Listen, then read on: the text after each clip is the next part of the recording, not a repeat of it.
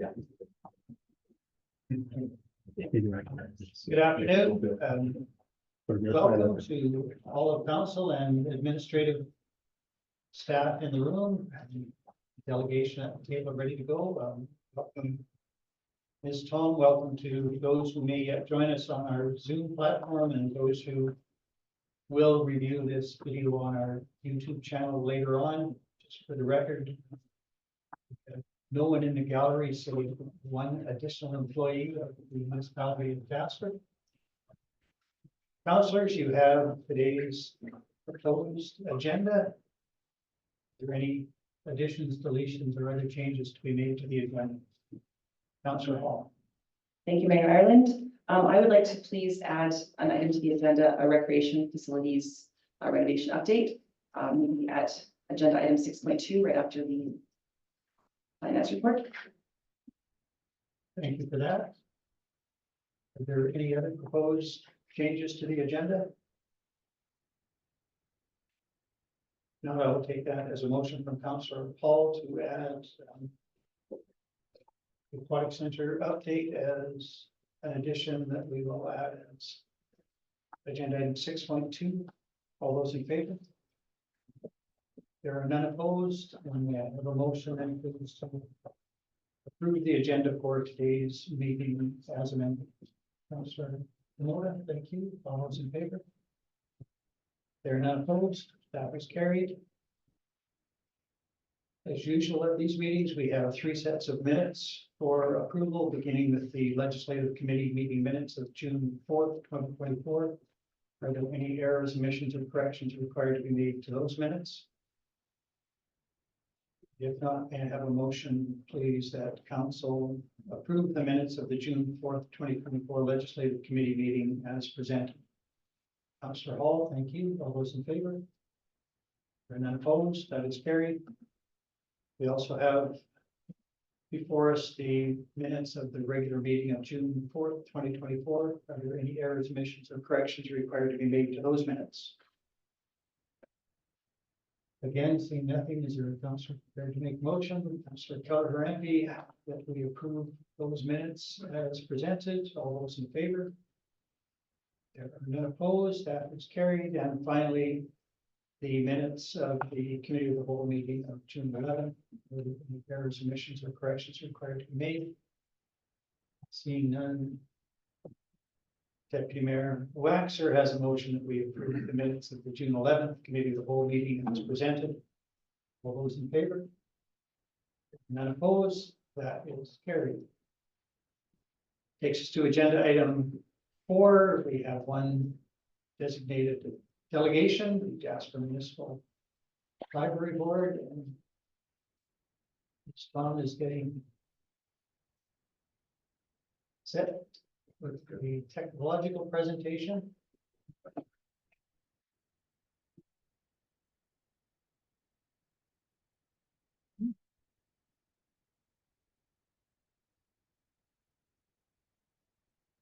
Testing. I'm very proud. Good afternoon, Mayor Ireland, Council, and everyone attending. I'm Angie Tom, the Director of Library Services for the Jasper Municipal Library, and I will be presenting the library's spring update and then the financial review. So let's start with the update. As of June 8th, we are now back to being open 6 days a week. We're still not at the 54 hours per week we were at in early 2020, but we're getting there. We've had some recent staff changes and added a summer clerk. This will allow us to offer the summer reading program and maintain consistent service levels. Visitor numbers did very well in 2023. Visitation in 2024 has increased due to the extra day, but we're also seeing increases on other days of the week. Tourists drive much of the summer jump in visitors.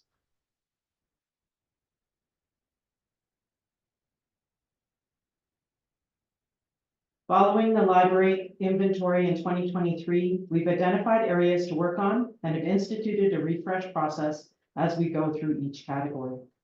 We continue to work with the Jasper Rotary Club on the library's Indigenous collection which provides a wide range of books for all ages. Staff are creating collection displays to match specific events and programs, which increases the chance of someone taking a book home. The library has had games and puzzles for in-library use for years. However, the increasing requests to borrow them convinced us to figure out how to catalog games and puzzles for local circulation. They have seen steady use since they've been made available. Thank you to the organizations and individuals who work with us to bring events and programs to our community. And thank you to the organizations that invite the library to their events. These opportunities have allowed us to meet community members and visitors that we might not otherwise meet. Thank you also to the Yellowhead Regional Library for creating a wide range of kits that libraries can borrow for use in their own programs.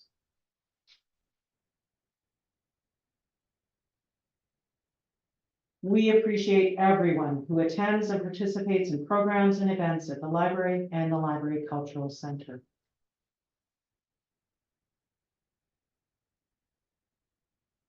The Service Canada contract extension means they will continue to come every second Thursday to work out of the Rotary Room, helping with social insurance numbers, old age benefits, and passports. Meeting rooms and exam invigilation are services the library provides to the public, not just library members. And thanks to the province's support of SuperNet, we are able to offer free Wi-Fi 24 hours, 7 days a week. People can even connect from outside the building.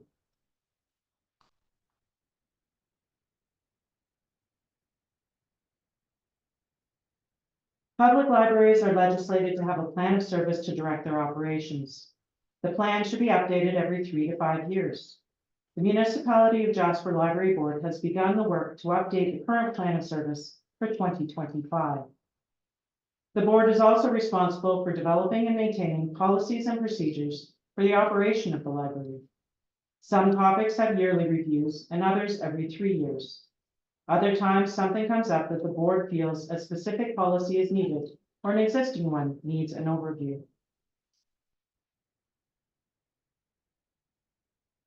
Here are a few things that are coming up for events, programs, and board work.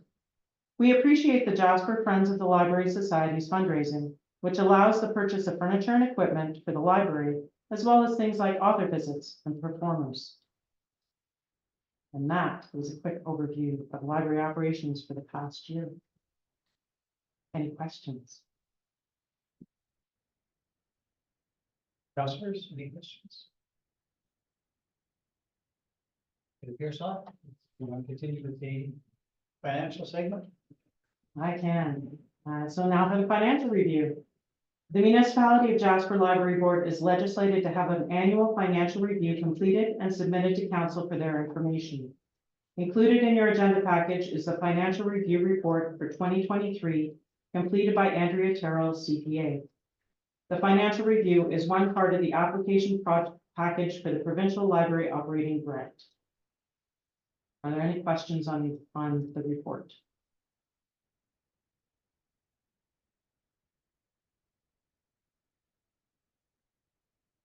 Councillor Melton. Thank you, Your Worship. Thank you, Your Worship, and thank you for the detailed report of operations so far.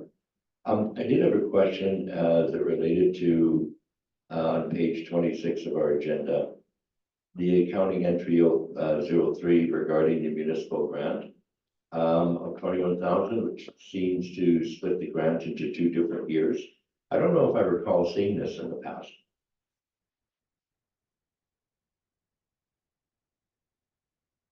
I don't know what page that would be in my report. Oh, let me see, probably about 7 pages into the financial.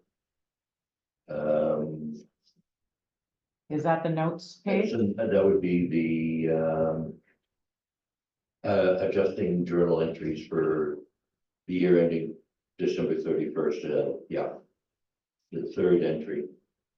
All right, so municipal grant is allocated during the budget process. It then sits with the municipality and is used for salaries.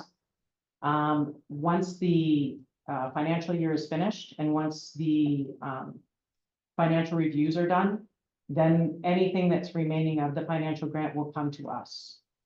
So that's why it looks like it's coming in 2 different years. It's because they're waiting for the financial year to finish, and then we'll get a check that will go into our account.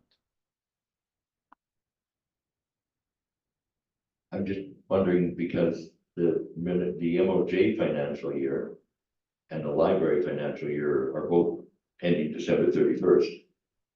And that's why I was asking the question of why this is a receivable and not all included in the same year that it was awarded.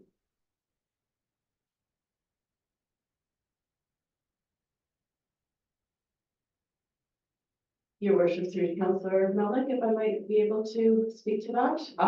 Yes, it's set up as a receivable because of our year end, even though we're ending on the same date. We have a time period where we're reconciling everything for the year. So that's why it's set up on their books as a receivable, because they hadn't received it, and we're still actually, that'll come to their books right away. Thanks for that. I assume then that we don't do a lump sum payment. We pay periodically through the year to the library. Your worship, through to Councillor Melnick, yes, so generally it's done through payroll, and then this is not uncommon, uncommon. At the end of every fiscal year, there is an allotment that whatever was not used goes to the library. From what is approved within the budget from council on the amount that was given to them in the fiscal year. So it's the same as any of the other external contributions. The amount, even though might not match exactly what they've done in their staffing, is still the amount goes to the library. And that's been the same way for, well, as long as I can remember, and before my time as well. Thanks for the explanations.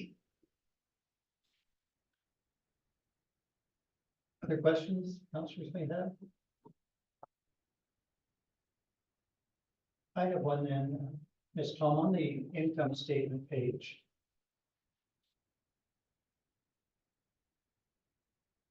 On the second line, the provincial grant.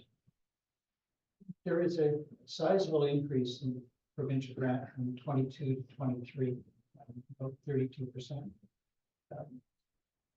Can you tell us what the basis of that increase is and whether it establishes a trend for further increases, or have you topped out now? Mayor Island, so at the end of 2022, the province changed the funding formula for libraries. Now all of them have a base of $9,000. Then there's a formula that includes how high your municipality is funding the library. If it's a certain percentage, I don't have the formula in front of me, unfortunately. Plus there's a population calculation, that kind of thing. So as of 2023, the $34,704 should remain the same. It is actually the first increase in 6 years that we received from the province. So this increase will probably stay the same. Well, we've been informed that it will stay the same for this year. The only thing that could change that is whatever population number they're using for Jasper. And on that particular point, you noted earlier in the report that there is an influx of visitors using the library for a number of purposes in the summer months in particular. Do you know whether those numbers are added to the population base for grant funding for this library? Visitors are not. Seasonal staff are also not. It's year-round residents that they use for funding. Thank you for that. Any other questions for Ms. Lynn? It appears not. All right. Thank you very much for your report. Very much appreciated. And I think we need a motion. What do we need? So-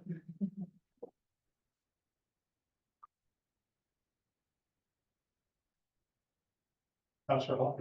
Well, yeah, thank you very much, Mayor Allen, and thank you very much, Ms. Tom. And it's just interesting to think that a potential acknowledgement from the province that we are unique, our own unique challenges, but more people that come to visit us also trickles down to the library. Whereas if you maybe were funded to what you see, even for seasonal staff, I'm surprised that's not included. In any case, I would make the motion that council accept the financial review for the municipality of Jasper Library Board.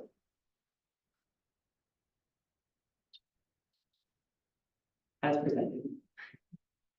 Thank you for that motion, Councillor Hall. Any debates? I'll call the question. All those in favor? There are none opposed, so thank you very much. I think accepted that approved could be. Thank you very much. Thank you. I have a question, Your Worship. Councillor Demota. Well, just maybe through you to administration, having that discussion on, our visitor population. I'm just wondering if that is one of those things that's factored in the budget, or it's one of those hidden costs to, our community, with having, those extra burdens. And I think, again, could be another addition to our argument when we are discussing having special circumstances in our community when it comes to visitation. Anyway, I like the fact that we get the extra flow and, it brings people to this building and get to meet our lovely people here and, pass the word along. So that helps too. Thank you. And I appreciate the presentation. Thank you again. That takes us to agenda item 5, correspondence. There is nothing on the agenda and nothing was written. I'll take it. So we can move to agenda item 6, new business, 6.1, director's report for finance and administration. Smell Chuck. Thank you, Your Worship. Yes, in front of you today is the report from administration, finance and administration. Just a couple of highlights. I know that it has been reviewed already, but just to speak on IT especially, the IT master plan has been reviewed and presented to council, and now the administration can work forward from that. So that's a huge project that was undertaken by administration, especially our IT coordinator. And I'd like to recognize all of the work that was put into that.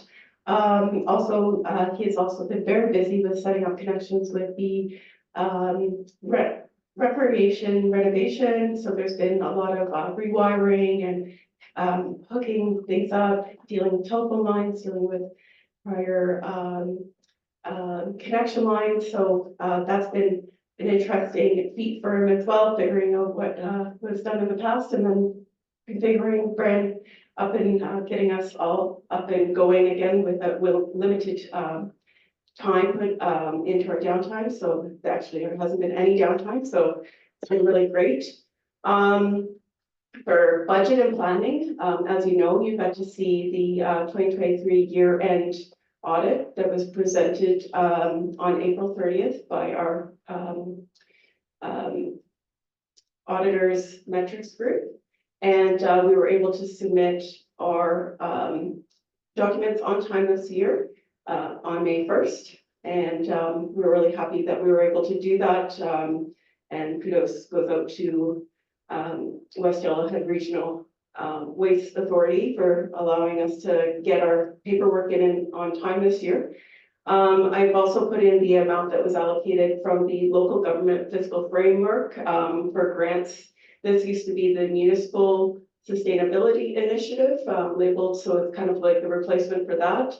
So you'll hear from here on in, rather than MSI, it'll be LGFF. So we have a new acronym to throw into the mix there. So that's 852,000 and some change for 2024. And we have not yet received confirmation on the Canada Community Building Fund on the amount that we'll receive from that. And that one is to replace the federal gas tax. So once I have those figures, I'll include it in my hopefully next report. As you can see with staffing, there's been a lot of change in admin. But it's been basically a trickle effect where we've been able to keep our staff within house and keep the knowledge that exists and training new staff. And so there's been a movement from accounts payable to finance assistant, and then the finance assistant also moved up to finance manager.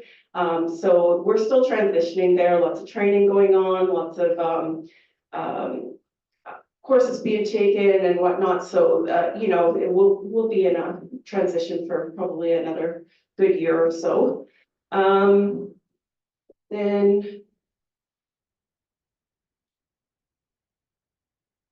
when it comes down to administration, we had 772 renewals on business license to date. Utility bills will be coming out here soon for May and June, coming July 12th. And then there's a little note on assessment and taxation. So there was an assessment open house held March 12th, like we do every year, where the assessor gets to visit with any person that comes with questions about their assessment. This year we received 12 appeals, including 1 LARB and 2 CARB, so local assessment review board, and CARB is the commercial side. Requesting over $32 million in assessment change. The outcome is not known until a later date. However, I do know that things have changed already, and we are not looking at that number at all anymore. But we still have more things to come with assessment review board. And under communications, it's mostly just a highlight of what we've completed so far this year, and just a reminder that payments for taxes are due on July 15th. So all of the notices have been mailed out and should be in your mailbox if you haven't received them yet. And to give a quick highlight on revenue and expenses for all departments here, you can see that the report goes till May 31st, which is 42% of the year. We're a bit low in our revenue at this point at 16%, and sitting at 25% of our expenses, so low in our expenses as well. But that can change in an instant. Within 15 days, we've seen a change of now our revenue sitting at 67% and our expenses are at 26%. So things can change very quickly, and that's where we're sitting at the moment in June at 67% revenue and 26% of expenses. So we're sitting low in our expenses, which is good. And as always, there's a highlight of council expenditures. Council is sitting at 35% of its expenses at 42% of the year.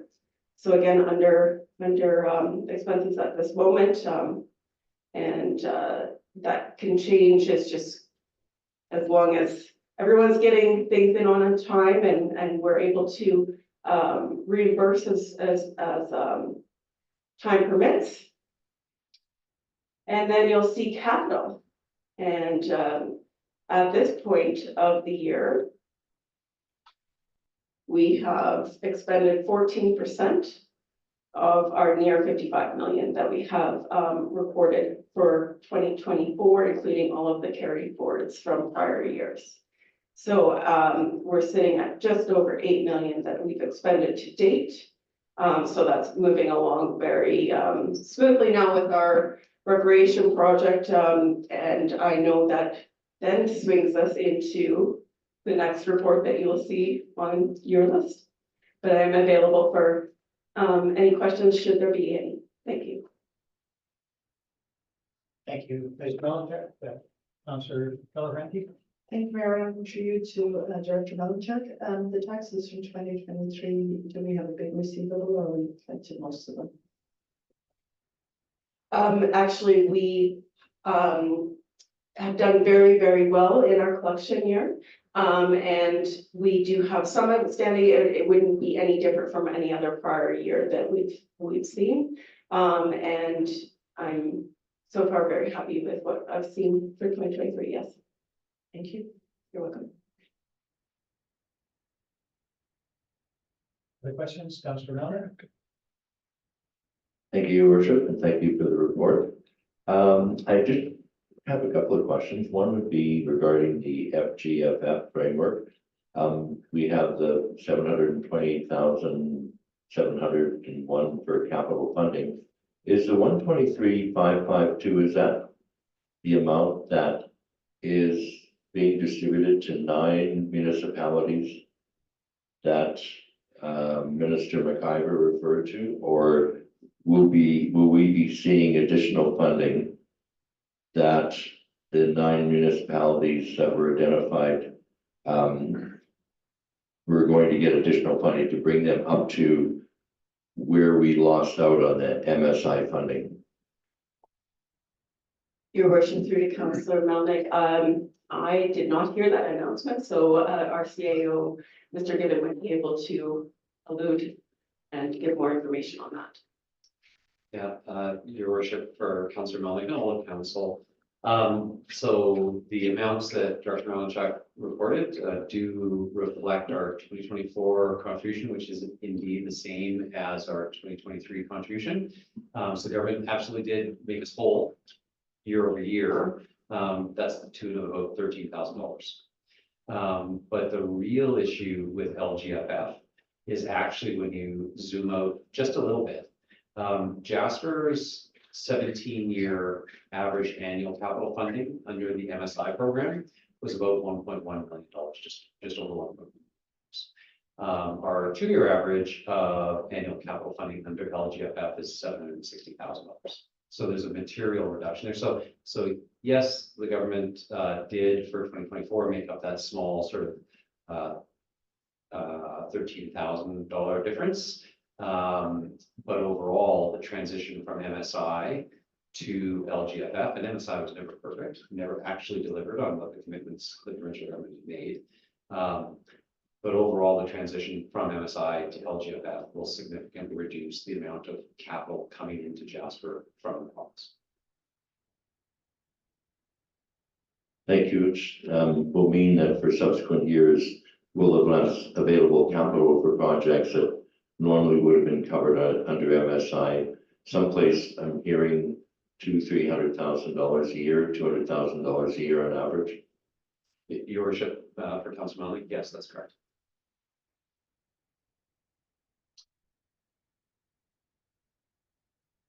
Other questions? If I might continue. Yes, Councillor. With the financial statements completed, in August of last year, we had an opportunity to look at the annual surplus after adjustments for capital spending and so on. And I'm wondering, knowing that that's a process that's fairly intensive, will we be seeing that in July, or will it be August again? We'll see where whatever annual surplus we might have operating, for us to be able to look at the allocations to the different reserves according to policy. Your worship, through to Councillor Melnick, yes, it will be July, actually. We were a little bit behind last year with our audited financial statements, so it ended up being August, and because we're a little bit earlier this year, not on target, I will be able to bring that to Councillor John.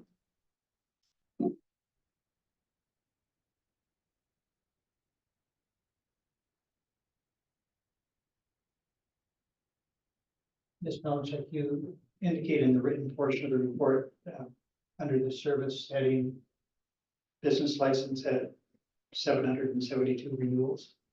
Would that be renewals and new licenses, or I'm just wondering whether there's been any increase in the number of business licenses issued year over year? Your worship, I'm terribly sorry. It would include, it's the full amount of numbers, so, or amount of business licenses, so 772 in renewals, as well as any kind of new that would have come up in the past few months. So I don't have the exact number on what's new and what would be renewals. So And do we have a sense of what the administrative costs of each renewal or new issue would be? In some cases, there would be a bylaw component and perhaps a fire department component and general administrative component. You know, what kind of costs are associated with either the renewal or the new business license? Yes, your worship, within the context of the budget, we break that out to be a portion allocated to, as you indicated, administration costs, as well as the costs going to bylaw and to fire as well, yes. And they're individualized out for that.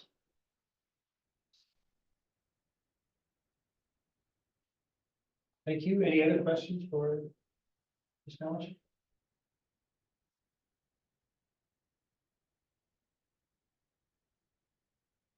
Councillor Melton.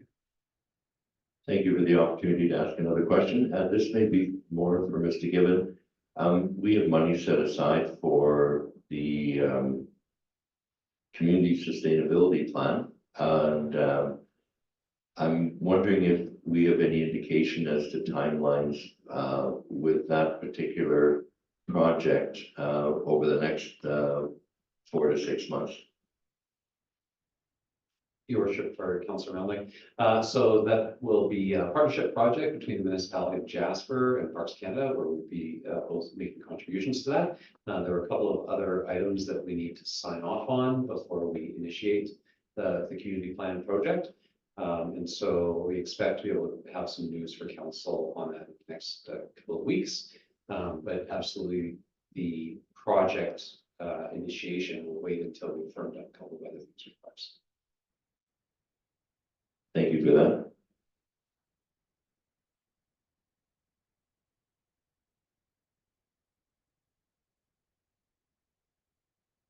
If there are no further questions, is the councillor ready to make a motion that we receive reports or information? Deputy Mayor Waxer, thank you for that. Debate. Call the question. All those in favor? There are none opposed. That was carried. Thank you again, Director Melnick. And we'll throw a report. That takes us to agenda item 6.2 as was added. Water Center or Recreation Facilities Renovation Project updates. We have been provided, that is, council has been provided with a written briefing note. I take it that this note will appear in the minutes for next week, so it will become publicly available. It's not available at this moment to anybody watching, but if you can just confirm that this will make it eventually onto our website. And Mr. Gibbon, are you going to address the matter, or Director Reed? Your worship, Director Reed is going to address the matter, and just in terms of content, very similar, just an additional level of detail. Administration provided an update to the community through our regular Friday updates on the Activity Center renovation project, around the timelines for the aquatic center change rooms. So there's a request from council after the publication of the agenda for us to provide some additional information. Director Reed has worked up that additional information, but it doesn't provide, that does provide an additional level of detail for council and the public. But again, you know, the essence of the information shared last Friday. So I'm going to hand it over to Director Reed, who has a presentation that has been handed out, as you say. It certainly will be attached to the minutes of this meeting. And we can provide some of the additional sort of imagery so the public can see a little bit more detail what we're talking about. We'll put it up on screen. We'll Director Reed is presenting. Thank you, CEO, given and your worship through the council. So indeed, hopefully we will be able to share that screen, but I'll just go right into it. So Recreation Facilities Renovation Project update. In the background here, as is expected on a major renovation project, the Recreation Facilities Renovation Project has had many hurdles to overcome, several of which have impacted the schedule and required the use of contingency fund. Carlson and the project team have consistently found ways to lessen these impacts. However, some challenges, like the multiple asbestos containing walls and ceilings and the large concrete footings hidden inside the fitness and aquatic center just had to be dealt with as they came up and really didn't have alternatives to save time or money. It should be noted the project is still on track to finish as planned in Q3 at the approved budget. The attached chart prepared by WSP for the municipality gives the current state of the budget and schedule as of June 2024. In discussion, the reopening of the aquatic center, most recently targeted for the end of June, will be delayed due to unforeseen supply chain issues with the partition panels for changing spaces and showers. These panels are now expected to arrive in mid-August, and these panels, part of the total privacy partition system, are required to complete most of the dressing rooms at the fitness and aquatic center. And in this image, you can see the panels represent the light tan color, which, the arrows going to all those walls and doors. It is the majority of the changing and shower spaces at the facility. The municipality is actively working with our suppliers and construction partners to expedite the process and explore all possible solutions to proceed sooner and open the facility by the end of July. This may mean opening with some areas incomplete, temporary solutions in place, but the project team is exploring creative ways to expedite that opening date. Additionally, community development staff are working on ways to provide some level of alternate service to the community during this additional delay to the pool opening in specific. In the meantime, we are taking advantage of the downtime to perform necessary maintenance, such as replacing pool tank expansion joint gaskets and removing some flaking paint from the ducting. We will continue to provide regular updates every Friday. And of course, we thank Jasper for their understanding and patience. I think, I can answer any questions at that point. Thank you, Director Reed. Questions from councillors?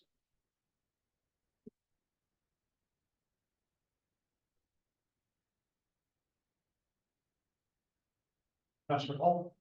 Thank you very much, Mayor Island, and thank you, Director Reed, for this report. And while this is a bit disappointing, I think it's really important to remember how amazing this project is and the end goal, which is having an aquatic center that's accessible to anybody, any kind of family, any person. My question for you, so you're gonna have, I'm assuming there's lifeguards that are not gonna be that are ready to work, that can't work. Is there, and I think what the gap this will keep going is that place for kids to go in Jasper. Like, just really nowhere for them to go right now. I wonder if the lifeguards could do some kind of like recreation supervision. Where are we at with the agreement with the school boards for using their facilities? I know you're on this. I'm just wondering if you're able to update me and council and public what's going on there.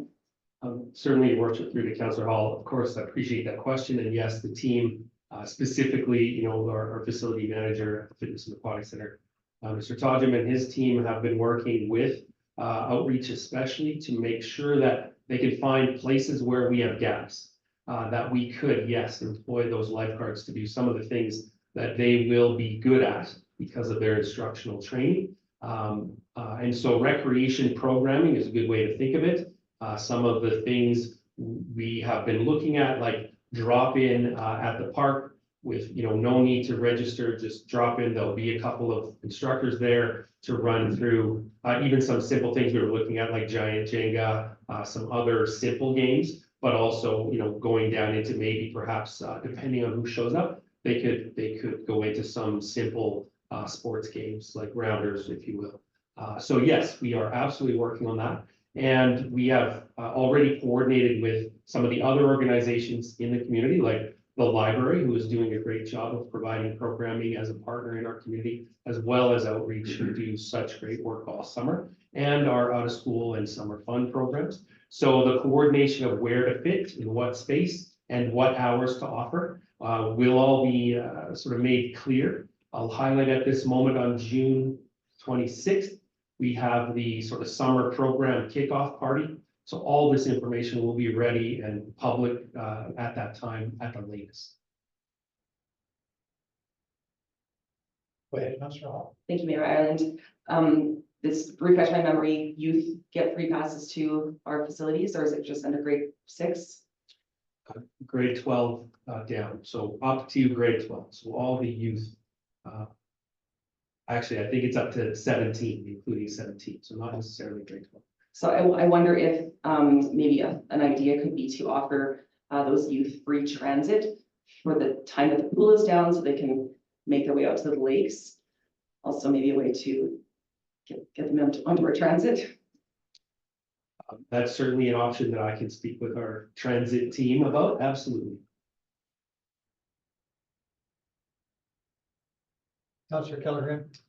Thank you, Mayor Rowland, and thank you for your report, Directory. I'm just curious, I heard some rumors that there was swimming lessons out at Lake Edith, is that correct? Your worship through to Councillor Keller MP. It's like you guys are reading the points I hope to make.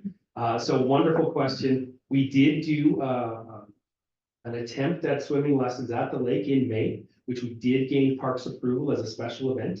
And we are working with Parks to see if we need a new special event, because July will be a far more appealing temperature of the water. And so, yes, that's another one of the things we're pursuing. Swimming lessons out at the lake is one of the top goals that we have. Councillor Demoto. Just, even going back to the dressing rooms outside the arena, and one thing I got to appreciate today was the washroom outside the fitness center. Not to play on words, but I really appreciate the outside of the box efforts and thinking that, you guys are doing over there. And I think the community is benefiting as much as they can from your efforts and what we're trying to do here. And, it's tough, like going through the process and facing delays in the community. And, but, Councillor Hall's right. Like, we're getting really an enhanced facility and enhanced facilities here. And it's for the benefit of community use. And I really appreciate it. Thanks. If I may, Your Worship, just to add to that or comment, out of the box, I'm glad you mentioned that, because some of the things that we are looking at to open as soon as possible will be temporary measures. So for example, if you're a fitness center user now, you do know that we have a changing tent that is working really well. That may be something we bring more tents in. That may be one of the options that allows us to open. But so outside the box is definitely part of where we're pushing, and Carlson's pushing. The whole project team is working really hard to find ways to get this facility open as soon as possible.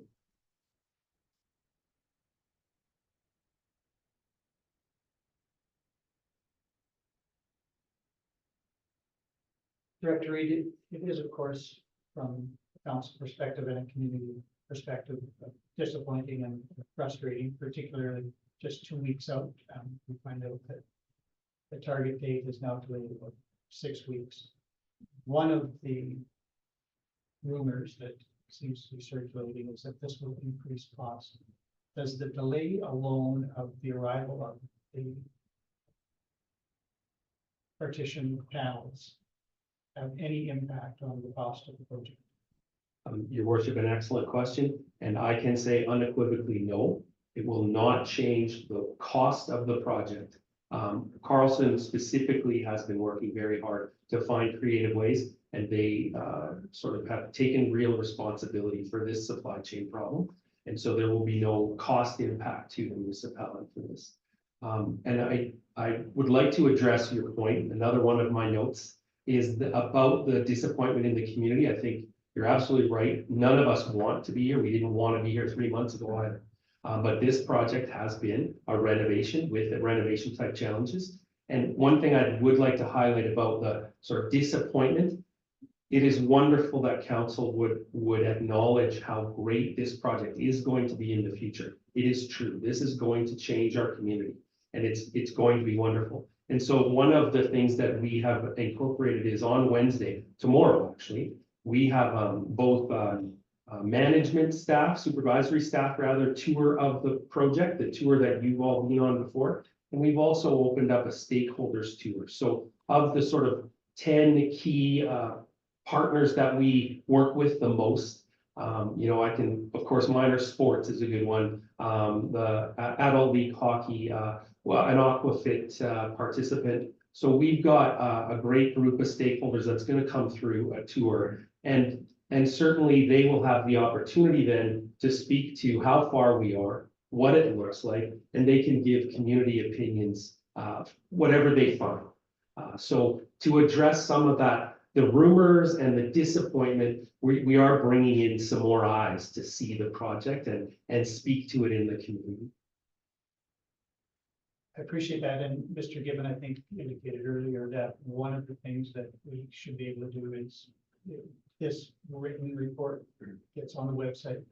The depiction itself really helps answer a lot of questions that people have asked about universal change rooms, because they don't understand what it looks like, and this is an opportunity to communicate that message as well. So I appreciate that. I did have one other question, Mr. Gibbon. I see you wanted to jump in, I'll come back to you. As disappointing as it is to have the aquatic center delayed, the loss of 6 weeks of an indoor pool in the summertime in Jasper will not have the same impact as a similar delay if the arena is subject to this. Now that we are cognizant of this matter, have we had an opportunity to confirm with Carlson that the rest of the project is not likely to be subject to similar delays, because the level of disappointment at that stage would be multiple times higher than it is now. Oh, Your Worship, another great question. I will say two things. So in the chart, that's part of your report, which of course will be put on the website as public record. That chart indicates exactly where the arena is, and it's no change from the previous 3 months ago report. And although I will say, there are some people requesting early ice. Early ice, depending on how early we're talking, may not be possible just for us to get the work that needs to be completed. I mean, one of the things that perhaps people don't often think about with this project is that whole building is getting all new electrical. And so if you think of the electrical wiring in your house, imagine now running that through the whole arena, all the way over to the admin office, through the senior center, through the daycare, through all those spaces. And so that behind the scenes stuff, it just takes time. There's no way that it's going to be rushed. But also the sort of unknown unknowns are very small on that particular part of the project. They're making good progress on schedule. So given the sensitivity that you were bringing up, absolutely true. Our community relies on that rink all summer or all winter rather. And we do fully see right now that nothing stands in the way of that schedule. Thank you for that. Councillor Devoto, I saw your hand. Mr. Gibbon, did you want to add to that answer? Sure, no, Your Worship, I was just going to say, with respect to the image that's a part of the report, certainly identifying what the panels are, what piece is the challenge right now was the intent of that. But the rendering of the change rooms actually is and has been on our website, at the very top of our major projects page for the renovation. It's the same place where you can see the 48 different weekly updates that we've provided, along with construction photos. So give me a chance to plug that portion of the website where people can follow along the last 48 weeks of the project, see the progress photos over time. And there are 5 different renderings showing what the final product will look like. Obviously, this one's a little bit larger, and so we will certainly share again. But the public have had access to that information since the initiation of the project. Thank you for that. Councillor Devoto. Yeah, just speaking to a couple items, and I respect and grateful that you brought up the question of the costs and with the delay. I think when you referred to the budget, we might have some implications in cost recovery if that revenue and with those delays, right? So I'm not sure exactly what kind of impact that would have. I mean, we don't run at a profit these facilities most of the time anyway, so it'll be interesting to see that at the end of the year. One thing I do want to emphasize maybe on our marketing for this project is that people have to understand that a lot of this stuff, as Director Reed alluded to, is happening behind the scenes. So people have this idea of like this $28 million expenditure, and it's going to look like a brand new building, this place. When in fact, there are a lot of additions to the older buildings. some of the facilities, like we're not gonna have a brand new pool in the inside, for an example, but we're gonna have these amazing change rooms, and you know, the other things will have to be addressed over time. Same with our arena and, you know, the multi-purpose hall, like we're getting new change rooms, and these are great additions to the facility overall. We're getting an elevator, there's all that mechanical stuff behind the background, like you said, the electricity, so there's a lot of infrastructure and you know, dollars attached to that infrastructure that isn't going to be visibly seen. And, you know, I just want to make sure that the expectations are there, that when people are walking and they go, this is $20 million, really? You know, there's a lot of costs that you're not going to see up front. So anyway, I want people to be ready for that too. Thank you. If I may, your worship, to jump on another great point. When you enter the pool, of course, the dressing rooms will feel brand new and different. But also the entrance to the pool has been changed. It will be far more open. It will feel more welcoming. And the lighting at the pool is one of the infrastructure changes. So that lighting being brought up to current code, and actually a bit higher, thankfully, it will seem a lot brighter. It will seem crisper, and the water will seem more inviting. That's my perspective, because I've been around pools for 40 years. But the idea of it won't feel totally new, there will be some surprises. I think people will be pleasantly surprised.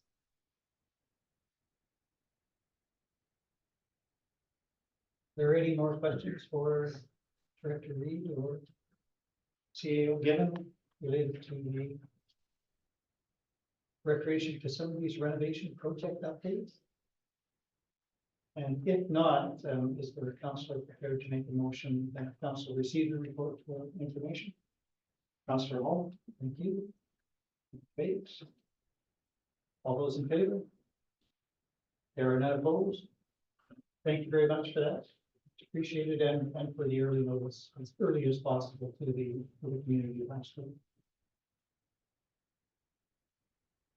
That takes us to agenda item 6.3 now, electric bus procurement.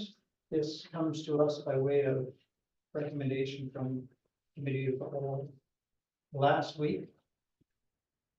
And so the briefing note for this is not on today's agenda. That was on last week's agenda, so I appreciate that councillors may have to flip back and forth a bit, so we can certainly allow time for that. But the matter is before us. Are there further items from administration related to the matter, and then some questions, and then I'll ask for a motion? Mr. Given? Sure, your worship. I would be happy to provide a very, very brief overview of what folks are clicking through to find the agenda from last week. If council would like, I can do that. But there were a couple of questions during the meeting about insurance and maintenance that I wasn't able to answer off the cuff. So appreciated that those questions were asked. I was able to go back and confirm, as a reminder for council, administration engaged Q-Trick. They are the not-for-profit agency that's doing these analysis for 9 other communities in the province about electrification. So I went back through their analysis, and I can confirm that there is increased cost for fleet maintenance and increased fleet insurance costs, both on that Q-Trick side. So last week, when I reported that the cost of the battery electric bus with diesel heat compared to operating the gasoline buses on an ongoing basis was just over $2 million more. That is reflective of those added costs as well. So I just didn't have that at hand quite as cleanly as I wanted last week. Council asked that question. And so those added costs are reflected in the added expense that Q-Trick found. And so they are a part of that overall $400,000 savings of transitioning from renting to owning and transitioning to electric buses. And so that $400,000 forms over that timeframe was reflective of those added costs as well. So I just wanted to report back on that because I couldn't answer that last week. But I would be happy to answer any other questions on the document or to provide a brief summary to council. Councillor Dewar. All right, well, for me, I'm a little concerned about semantics and then kind of fixing ourselves to some commitments that we might not be able to work around in the future. So we're working with a grant for zero emission vehicles, right? But when we're talking about diesel for heating the vehicles, we're not zero emission. Because we're using fossil fuels to burn something to run these things. So when we're going ahead and we're making a motion for electric vehicles, I'm kind of hoping to maybe use the term zero emission. I would like to, we're opening this up for an RFP. If somebody came in and had a hydroelectric vehicle of some sort, we're not just fixating ourselves to an electric vehicle. Or I know they're probably more expensive, but if we're really fixated on electric or electrification only, I feel like we're missing out on other opportunities. It's possible. So through you, your worship, to Mr. Your worship, maybe I can speak to that. In the report last week, administration did include a table that showed the proposed minimum and maximum specifications that we would put out in a request for proposals. It is specific to battery electric buses. And I'll speak maybe first to why battery electric buses over some other technologies that would qualify as zero emissions. And then I can also speak to the diesel heating system. So first, as I think we referenced last week, the federal government has a specific definition of zero emissions vehicles. And it is vehicles that are capable of moving without using any internal combustion engine. Another type of technology is hydrogen fuel cell buses. There are no hydrogen filling stations in the vicinity. There's one in Sherwood Park area. I think there's one hydrogen electric fuel cell bus in the province right now in the city of Edmonton. So the battery electric buses are a much more mature technology, and the ability to power them is much more flexible than any of the other technologies that are out there today. On the diesel component, it is recognized, that the internal climate control system can be a very significant draw on the battery power. So I mean, essentially, if you're using the battery to heat up some filaments to move some warm air or create some warm air, that draws down your battery capacity very quickly. And so transit operators have found that one way to deal with that is to ensure that there's a separate dedicated passenger comfort or climate control system that's independent of the propulsion system. So the vehicles continue to be zero emissions because there are no emissions coming from their propulsion. And it's a strategy that a lot of transit operators are using to ensure that they have as good a range as possible. That's only one of the strategies that we would be implementing in our approach. The others would be ensuring that the vehicles are stored inside, and by having 3 vehicles when we actually would never have one on the road. So the ability to manage our routes and to swap out vehicles as needed. Again, from the report last week, QTRIC independently found that any of the configurations of buses would be able to have appropriate range and capacity to serve Jasper's existing transit routes and our structure.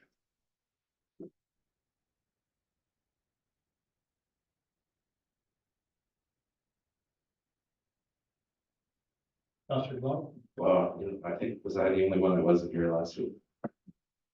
Okay, well, I apologize for that, and I appreciate the update. Yeah, no, I understand about the hydrogen fuel facilities and having filling stations and stuff like that, but we're gonna also, like, if we're going down this route, we're also gonna be building charging stations for the buses if we're going to complete batteries. So I understand that hydrogen might cost a lot more to do, but maybe we're just not there entirely on both. The battery operated might be the thing that might be a little bit more advanced right now. But again, fixing ourselves into one thing and not having the opportunity to grow. I'm still apprehensive about moving forward on this. What I do want to say is that, regarding what Mr. Given had explained about the diesel and the propulsion of the buses themselves going fully electric, using battery power. There was a really good study that came out of Saskatoon that did a study on electric buses, and they were one of the first ones to go ahead. And overall, it's really good. There's some really good information there. I don't have the exact link with me right now, but I did read that a couple of times, and you can spend quite a few hours going over the data in there, but it does really describe the benefits that can come from going fully electric. So still lots to weigh in on. Thank you.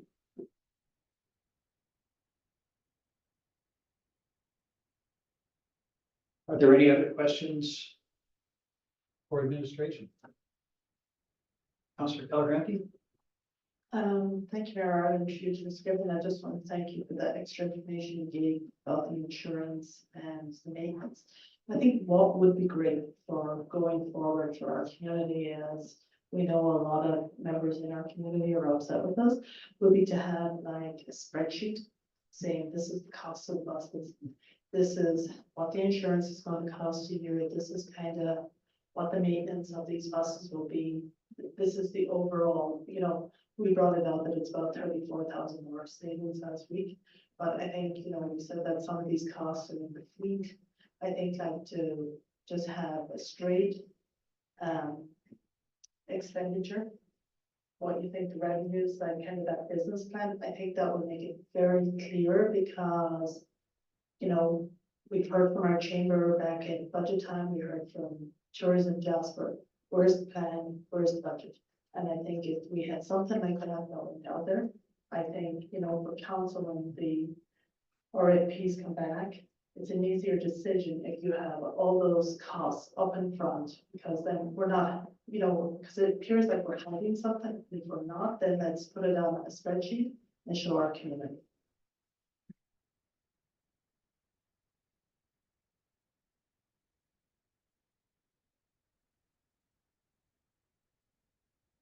Any other councillor? Sorry, Councillor Wilson. Well, I was going to put a motion for it, but I also just to speak to Councillor Demota. Last week we did have some pretty good discussion about this RFP is, for 3 electric buses, but it doesn't tie us to any type of model. We're going to go ahead if the prices come back and we award the contract. For 3 buses, but that doesn't mean we can't have hybrid. It doesn't mean we can't have a diesel bus, to complement our growing transit offering. But right now, it's a proposal for 3 buses and they are battery buses. So yeah. Anyway, I'd like to know what they cost. Right? Councillor Pellegrini, I'd like to, let's see that, let's get it out there, let's find out the information, and the more we move forward on it, the more answers we get in regards to a really strong business plan if it's there, right? So I'd make the motion that council authorize administration to issue a request for proposals for the supply of 3 battery electric buses and associated charging infrastructure. Thank you for the motion, Councillor Wilson. Is there any debate? Councillor Demota? Yeah, but thank you, and I appreciate the comments that Councillor Wilson made, and like RFPs are usually quite specific, so we're just sourcing only electric, and that's the submissions we're gonna get. As far as I know, okay, so that's kind of what I was arguing against before, I guess, the debate, so that I'm still debating that. Yeah, I did have another point, but I believe me, I need right now. Unfortunately, yeah, I think I'm still not in support of this just at the moment. I understand that we have to go and and see what's out there for, you know, what these things are gonna cost. I think it's just really, I don't want to fixate into just one specific thing.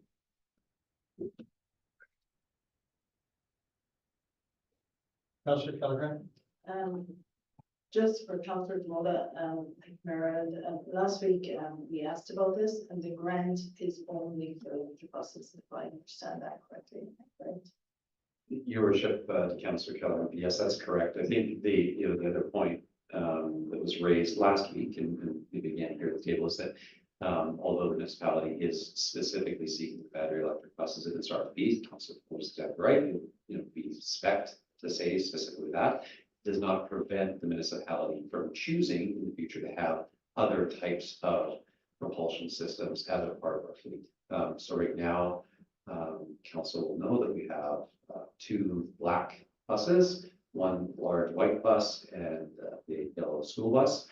In the future, black buses would be replaced by the 3 battery electric buses. We would still continue to have a school bus, and we could choose, if we wish to continue to maintain that other white 40-foot bus or some other combination if there's some other technology. So sort of Rudy's right in this one. The RFP is specific and limited to battery electric buses, and it doesn't mean that municipalities are required to only ever use battery electric buses in the future. If there's some other technology that works for Jasper or some other technology that's more appropriate for a specific use case that we don't have today, then we would be free to be able to use any other technology we wish at that time. Councillor Hall. Thank you, Mayor Ireland. I do support this motion, and just all around this talk of this being just only battery electric buses, from our agenda last week, it says, while accepting this grant does commit Jasper to buying 3 BEVs, it does not commit the municipality to exclusively using these. And I just want to make sure we're all understand that this is a $5 million grant to buy this facility and these buses. Like, it's going to be 80% funded. We're going to have an asset worth $3.5 million. We're going to have 3 battery electric buses. We have many more years that we're going to probably have to increase our fleet as more tourists come. It's not just locking us into this, but the grant for this is going to cover 80% of this project. And this motion isn't to go out and buy buses. This motion is to go out and get information on how much buses cost. So this is an easy one to support because we're not really doing anything yet. Councillor Kelleher. Thank you, Mayor. I just want to thank Councillor Hall for mentioning that, like, we're not committing to going out to buy 3 buses. We just want more information on actually how much it will cost. Councillor Melvin. Thank you, Your Worship, and further to the CNG discussion, compressed natural gas. The closest filling stations for that technology are anywhere between 4 and 6 hours away. And for us to do a CNG station here to even consider that technology would probably be cost prohibitive for 3 buses. But we did discuss that last week, and as well, we did have a member of the community come and speak with us and raise some points that were discussed in the meeting, and you know, to the point made that this is the next step of seeing what the costs are. That'll help us make a decision as we move forward to see whether this is the route we should be going. We won't know until we actually have costs for a product from a supplier who is operating hopefully in Western Canada. And that will only come if we do a request for proposal. Thank you, Councillor Melvin. I too will speak in favor of the motion, and I thank Councillor Melvin for referencing the delegation that we had last week, a member of the public who chose to attend and had a number of questions, which I think for the most part were all answered. And later that day, councillors received a letter, I think, copied to our CAO from another resident, and I thank Mr. Gibbon for having responded in a very timely fashion to that, but, and although I am already supportive of the motion, just for the record, has administration received any other correspondence with respect to this particular question since that thorough debate a week ago? Your worship, no. Thank you for that. If there is no further debate, Councillor Wilson, you're certainly entitled to close the debate. But not wishing to do so, I will call the question. All those in favor? Opposed? There is one opposed. That motion is carried.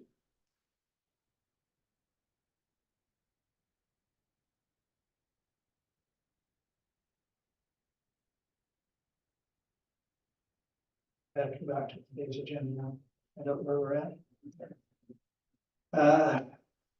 What now becomes agenda item 6.4 on today's agenda. The transit fleet facility procurement. Again, here by way of recommendation from the committee of the whole. Again, Mr. Gibbon, I think there were some items asked to you after the committee of the whole last week, so if you want to update your report with respect to this matter. Sure, your worship. So at last week, administration reported on the results of the RFP around the fleet facility construction and identified that Johnson Builders was the highest evaluated submission. Their price was under our budget, and so there's actually savings overall that, if need be, could be redistributed through the other grant funded portions of the project. But the facility construction came in under our budget and allowed also the municipality to add some additional components, including a solar array that was proposed by Johnson Builders and still remain under budget. So the recommendation was that council award Johnson Builders the contract for the construction of the transit fleet facility in the amount of $3,204,123, inclusive of the optional solar array. That motion was passed. There was some question around timing and certainly acknowledgement about the two items that are closely related around electric bus procurement and transit fleet facility procurement. Council had asked if administration could have some discussion with Johnson Builders about potentially segmenting out the design portion of the project from the construction portion. They're amenable to doing that. The difficulty is that it doesn't buy us as much time as I think we would have liked or might have imagined. As a very brief reminder, Johnson Builders were strategic in their proposal, proposing an understanding of Jasper market conditions.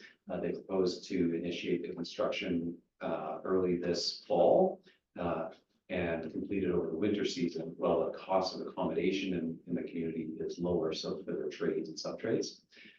And that led to them being able to have a very preferable price. The next highest evaluated submission was about $900,000 more than Johnson Builders. So the next company that scored just behind Johnson Builders was $900,000 more. And a significant part of that savings was from Johnston's approach of saying the best time to build is over the winter, even considering construction costs. The facility is proposed to be a simple, functional, pre-engineered steel structure. The biggest challenge with separating the design phase and essentially, if I can say so, is waiting on the electric bus procurement portion, is that pre-engineered steel structure needs to be pre-engineered, designed, and then go into fabrication with a manufacturer. In speaking with Johnston, there's a minor difficulty in holding sub-trade pricing. When they built their request for proposal submission, they went to sub-trades, and at sub-trades, what the price would be for the work at this time, saying to an electrical sub-trade, well, we're going to need you in September through to November, what's your price then? Those sub-trades will typically hold their pricing for about 30 days. After that, the bulk of work starts to fill up and they can't necessarily guarantee they'll be able to the same pricing. The larger issue is, as I said, with the pre-engineered steel structure. Their development timeline is that they would intend to have building permit ready drawings by the end of July.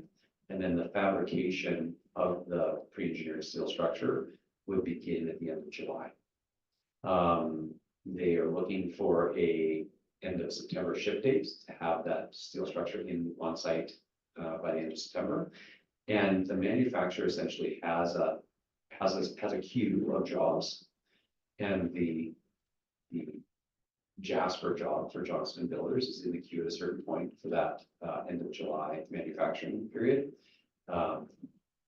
If the decision is not confirmed and we're not ready to pay for that steel, essentially at that time, or commit to paying for that steel at that time, then we would be bumped to the back of the queue to fit into the fabricator's next available slot. Johnston estimates that that would be somewhere between 12 and 16 weeks delay. So it is a material delay and would bump the rest of the schedule and Johnston's overall pricing, obviously, because we have that would start to bump into the summer construction season. And may run into some difficulty with their subtrades. So Johnston is amenable to working with municipality. I think the practical realities of aggressive construction schedule that was strategic to get us the lowest price, in fact, come in under budget, make it that we can't buy as much time as we might have hoped. That was the question the council asked, is, what can we separate? And that was the response from Johnston. Again, they're very committed to working with municipality and happy to do what they can, but there are some practical realities with their subtrades and suppliers that are built into the assumptions. Thank you for that, Mr. Given. Councillor Wilson? I'd have to look back, but I think the motion did include separation. But no problem if it didn't. Do we have a development permit on this? Have we submitted drawings to Parks Canada at all? The reason I'm saying that is that we haven't. I would suspect because we haven't know where we haven't. And that would be responsible of the builder most likely. Yet, knowing the development office and knowing the current level of the development office capabilities, we will not have a development permit by July. And Johnson Builders does know the challenges there as well. So unfortunately, if their price is based on a quick turnaround in the development office, and that's challenging. We also, I would suggest that we wouldn't be in fabrication unless we have a building permit, which would be even further down the line. So the fact that Johnson's suggesting that we start fabrication in July, I think is achievable. Your worship, so we do actually have a development permit. Municipality did that following the development of the scope of work. So essentially, could this site be used for a building that looks like this? Councilor Murray had a very detailed scope of work built that went into the RP. Council saw that before we launched the procurement. At that time, to be able to aid any proponents and to de-risk the project and shrink those timelines, we did apply for a development permit. If building was put forward, the development permit was unused, really no harm, no foul there, and very minimal cost. But it does mean that we are in a position where we have a development permit. It would be the actual building permit, and they expect to have those drawings for the building permit complete. They're doing that in July. So then, great, they'll be doing the drawings in July, submitting to the office, their development office. It's a 40-day turnaround at the office right now. So we do have time, which is great, even if, we have time to get an RFP out, I think is for the buses and have information back from the buses. Because I would suspect that everybody around the table would not award the full contract if we don't know that we can afford the buses, and then that falls apart.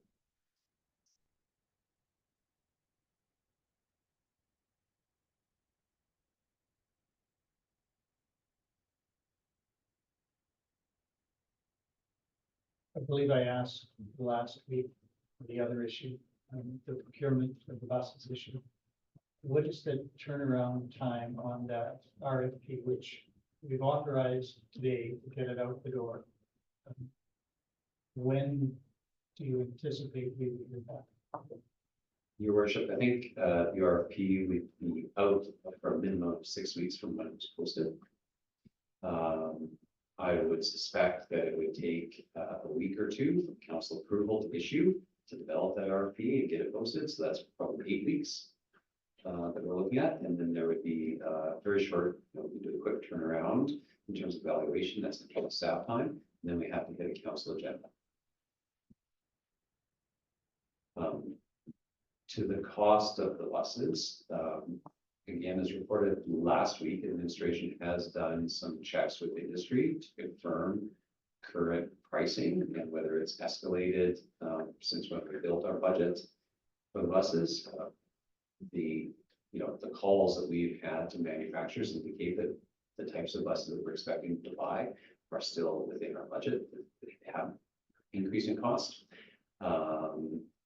And so this is the very difficult decision as a ground council. I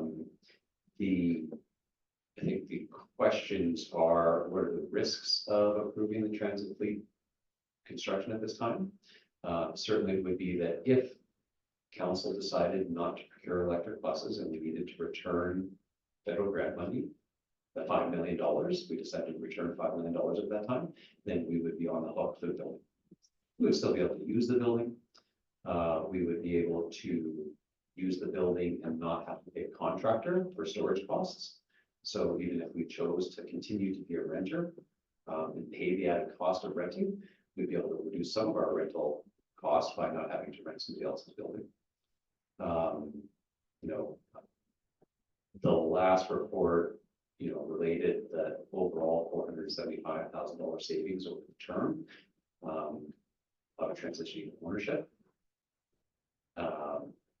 We wouldn't obviously realize that overall savings if we were continuing to rent for that period.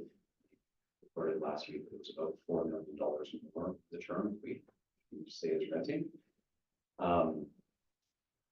The municipality would have additional debt that we would have to pay at $3.2 million because we don't have any other sources for that. We could choose to look at our capital plan and identify grant funded projects that could be deferred so that grant monies could be redirected towards the payment for the facility to reduce the venture requirements. So that is the difficult position the municipality is in.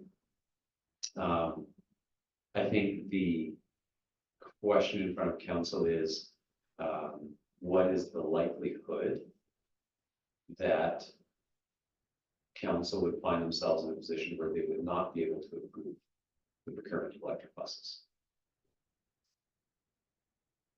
8 weeks down the road, knowing that the costs are covered 80% by the federal government, the technology is viable under third-party analysis for our routes, and that the construction of the facility is actually saving about $200,000 of grant funds that could be redirected to any potential overages on the bus side. So there are a few different items there. And these are the risks that council has to consider. Councillor Wilson, just back to the timeline. I feel we do have the time to go into design, because if drawings are available end of July, they still have to go to Parks Canada to be approved, which comes to the end of August. And if we get an RFP out there, that's 8 weeks as well. So yes, it's not as much time as we originally thought, but we get after it, then we're not put in this situation that we feel kind of propositioned. Like I understand why we're here, but again, if we have a tight timeline on our RFP and we get it back in front of us, there's no way I would put money on it that there'll be building permit and a building permit issued before the end of August. Your worship, so Councillor Wilson, I absolutely appreciate what you're saying in terms of building permit turnaround time. And in fact, it isn't the municipality or Johnson Builders waiting on the building permit that is the concern. It's about putting in an order for the steel. And the steel fabrication. The steel fabrication isn't waiting until building permit is approved at the end of August. The fabrication is intended to kick off in July, so that the stuff can be on site for September. It's around the fabrication side of this steel structure that's the biggest challenge. You know, there's a manufacturer that has an order that they're expecting to fulfill. They have a slot in their construction calendar, sorry, in their fabrication calendar, and they're holding that slot for us. And at some point, somebody's going to need to put up some money for those steel girders, and that's probably going to come before the building permit is finalized. Does that need to commit to the fabrication of the steel?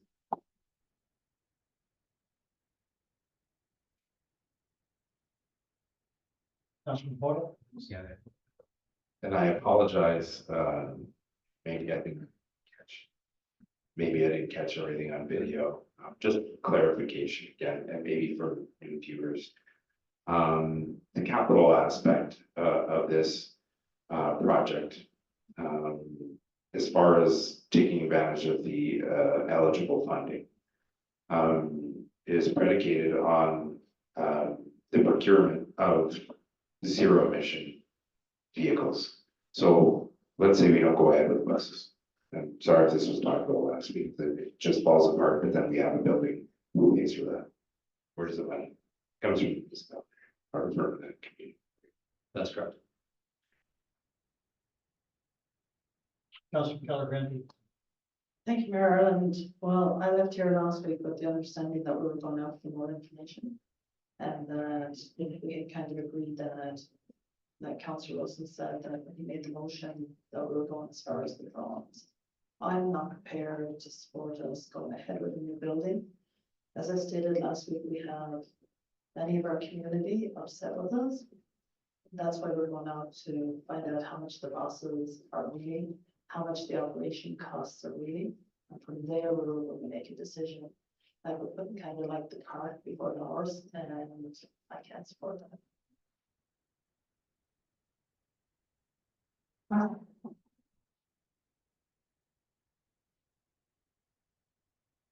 Yeah, I know we had some debate earlier, and kind of where I fleeted was the point, and this, because it's all tied, is that I don't see anything in any of the qualifiers that says it has to be battery only.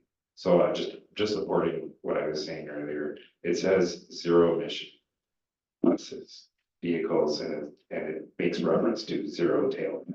So regardless of what's out there or what the potential of things that are out there, they're just saying those are the ones that are eligible. I'm waiting for a motion so I can debate, so I'm not trying to put the cart before the horse.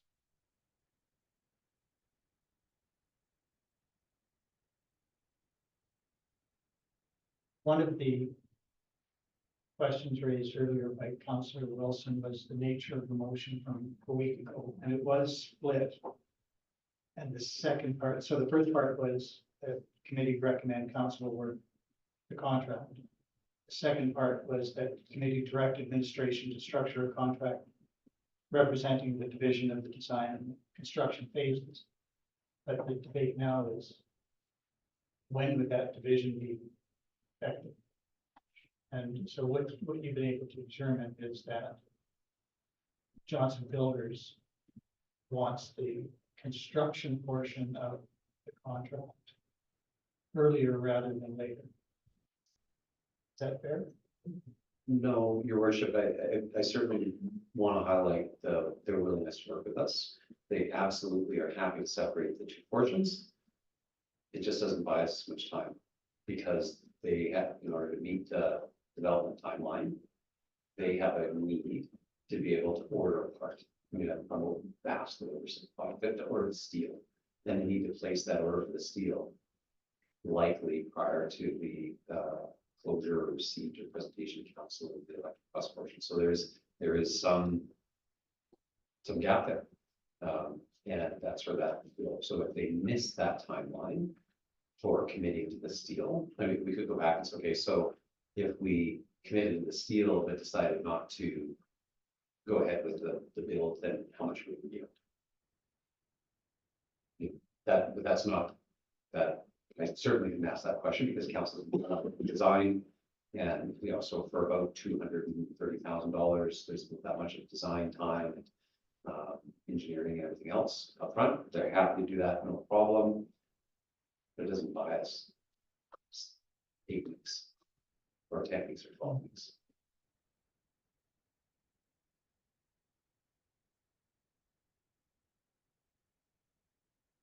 Your worship, sorry, I reported earlier that the Johnson Builders proposal was under by a couple $100,000 of our build. It was actually $400,000 under the amount that we put aside in the grant proposal for the facility.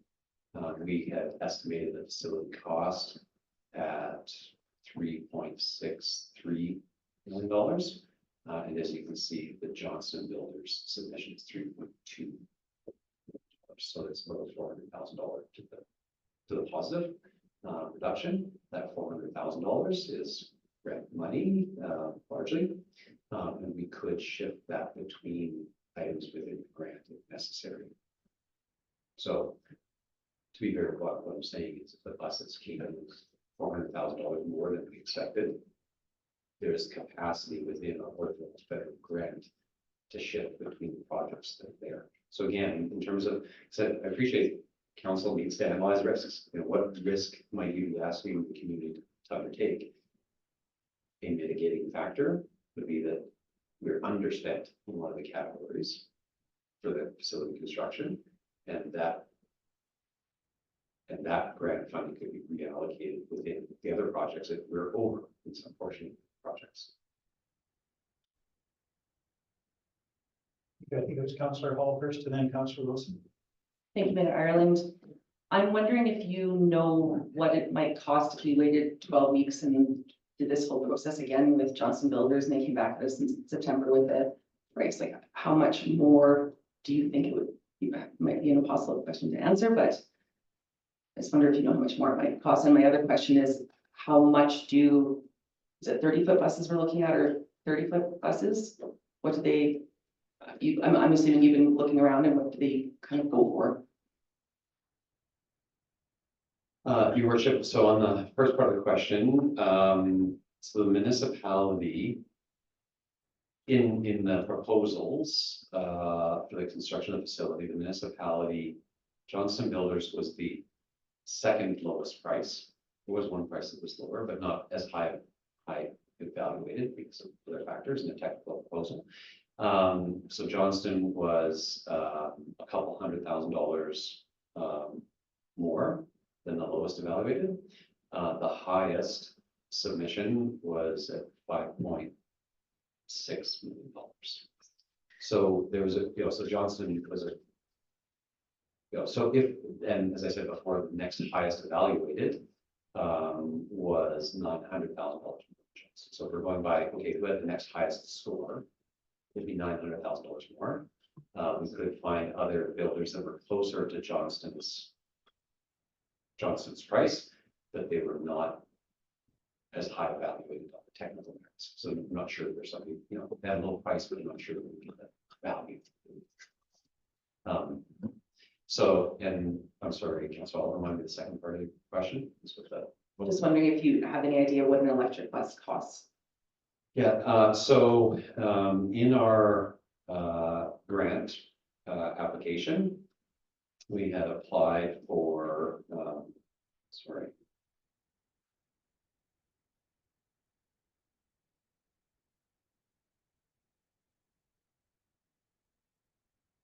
we had applied estimating an approximate cost of $750,000 per bus. And that's the amount that we were approved at. We've called manufacturers that have these 30 to 35 foot buses, and they continue to be within that range.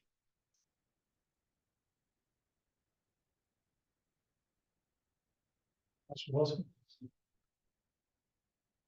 forgive me if I'm rude, but to put administration on the spot a little bit.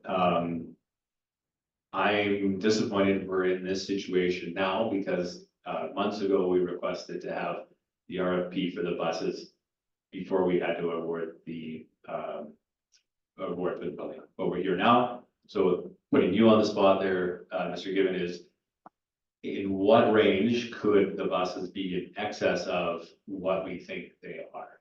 And the only reason I'm still in support of putting a motion forward, and I will eventually, is that we're $400,000 less than the next ranking company. We know Johnson Builders, we know that they know how to build in town. And we do also have the ability to strike the solar if we're, if we really get into it. But we're talking about 400,000 to, $500,000 that were for the better compared to the next ranking builder. What kind of numbers are we looking at? And I'm going to hold you to it. No, just, but what kind of numbers are we looking at? A bus could cost this. Is it tens of thousands or is it hundreds of $1,000s more? I think we did discuss this a little bit last week, and it did give us some comfort. But let's just maybe hear that again. Yeah, I'm going to ask Bylaw, maybe if you can come up and just share some of the conversations you've had with a bus manufacturer, and there are only certain companies that build buses that would fit within our spec, but there are more than one. So when we speak with any companies that we've had these calls with, we'll say, a manufacturer, because certainly the municipality wants to have an open competitive process around the submissions. That's why there's a range of specifications. But in speaking with a manufacturer, they identified that buses that would fit our spec, depending on configuration, are currently running between. For the medium duty buses, they're gonna be running between $600,000 and $750,000, depending on battery specs, for the medium duty buses. So the spec that we're looking at is a medium duty bus. As I mentioned in our proposal that we put forward, we estimated on the high end, obviously with the larger batteries, at 750,000. Depending on configuration, the manufacturers are telling us that they can do that 600,000. So it's possible that on our configuration it can come in under budget as well. But we said, okay, and the Q-trick analysis also found that the bus with the lowest capacity battery using a diesel heater can absolutely serve Jasper's routes and timetables. So we don't need to go for the largest battery capacity. In fact, it increases the weight of the bus, which reduces its, there's a bunch of science behind that Q-trick has. But the best bus for Jasper is actually one with the lower battery capacity, which would be on the lower end of that price range. If we were on the upper end of the price range at 750,000, then there was 20% inflation, which we're hearing that there isn't, but if there was, that would be an additional 450,000 across the three buses, a total of 450,000,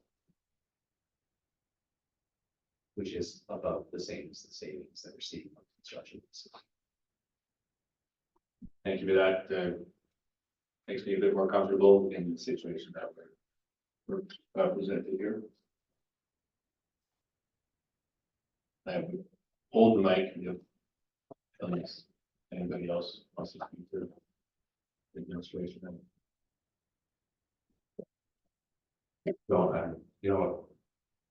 I do want to make some comments, but if no one's going to put a motion forward today, then we might not have things to debate. So I do have some comments on this whole thing. Waiting for that opportunity, because I'm trying to stay in those lanes. I'm usually able to trying to respect stuff.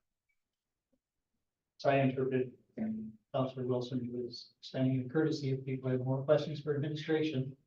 Go ahead, otherwise I gather that he was prepared to make a motion there. So if you do have further questions for administration, that's fair. That's the stage that we're at.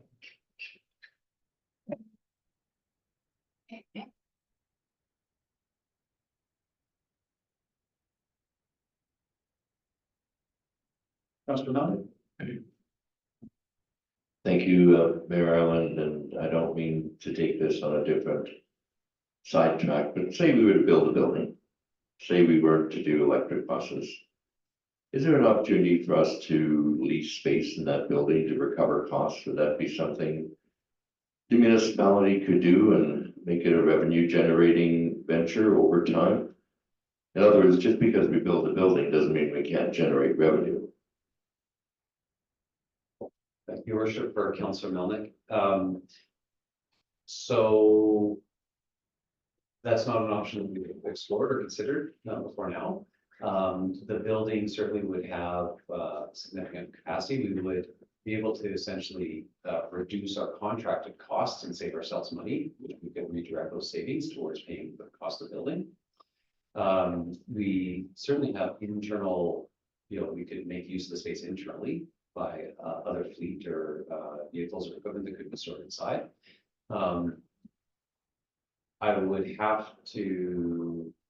We would have to see whether a building that is built as an institutional facility and isn't counting as the commercial account in S block, which is fully utilized, whether we would be able to rent that out, and we do certainly with other municipal properties. There is a cost of storage lots are a good example, or municipal parking. Those are other examples of where we're renting out municipal space. So there is that potential, but without having sort of really explored it, I think the first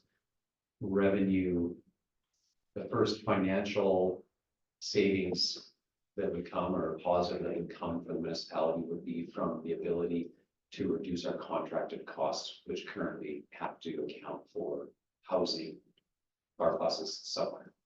And we would be able to reduce some portion of contracted costs. That would be the first thing, would be a financial savings that we would be allocated paying the cost of the leasing, space to other third parties would be something we have to explore.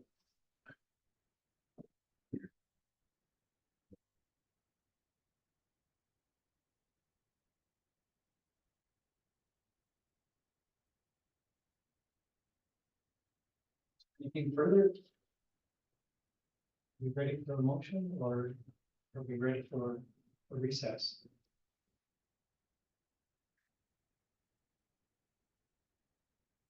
You ready for a motion? Go ahead. Well, I make the motion that Council award Johnson Builders the contract for the construction of the transit fleet facility in the amount of $3,204,123, inclusive of the optional solar array. With a caveat with a negotiated option built in to not move forward with construction, if council chose not to move forward with the awarding the RP for electric buses. And however, that, and just like a side note, however, that can be negotiated to best benefit, the municipality.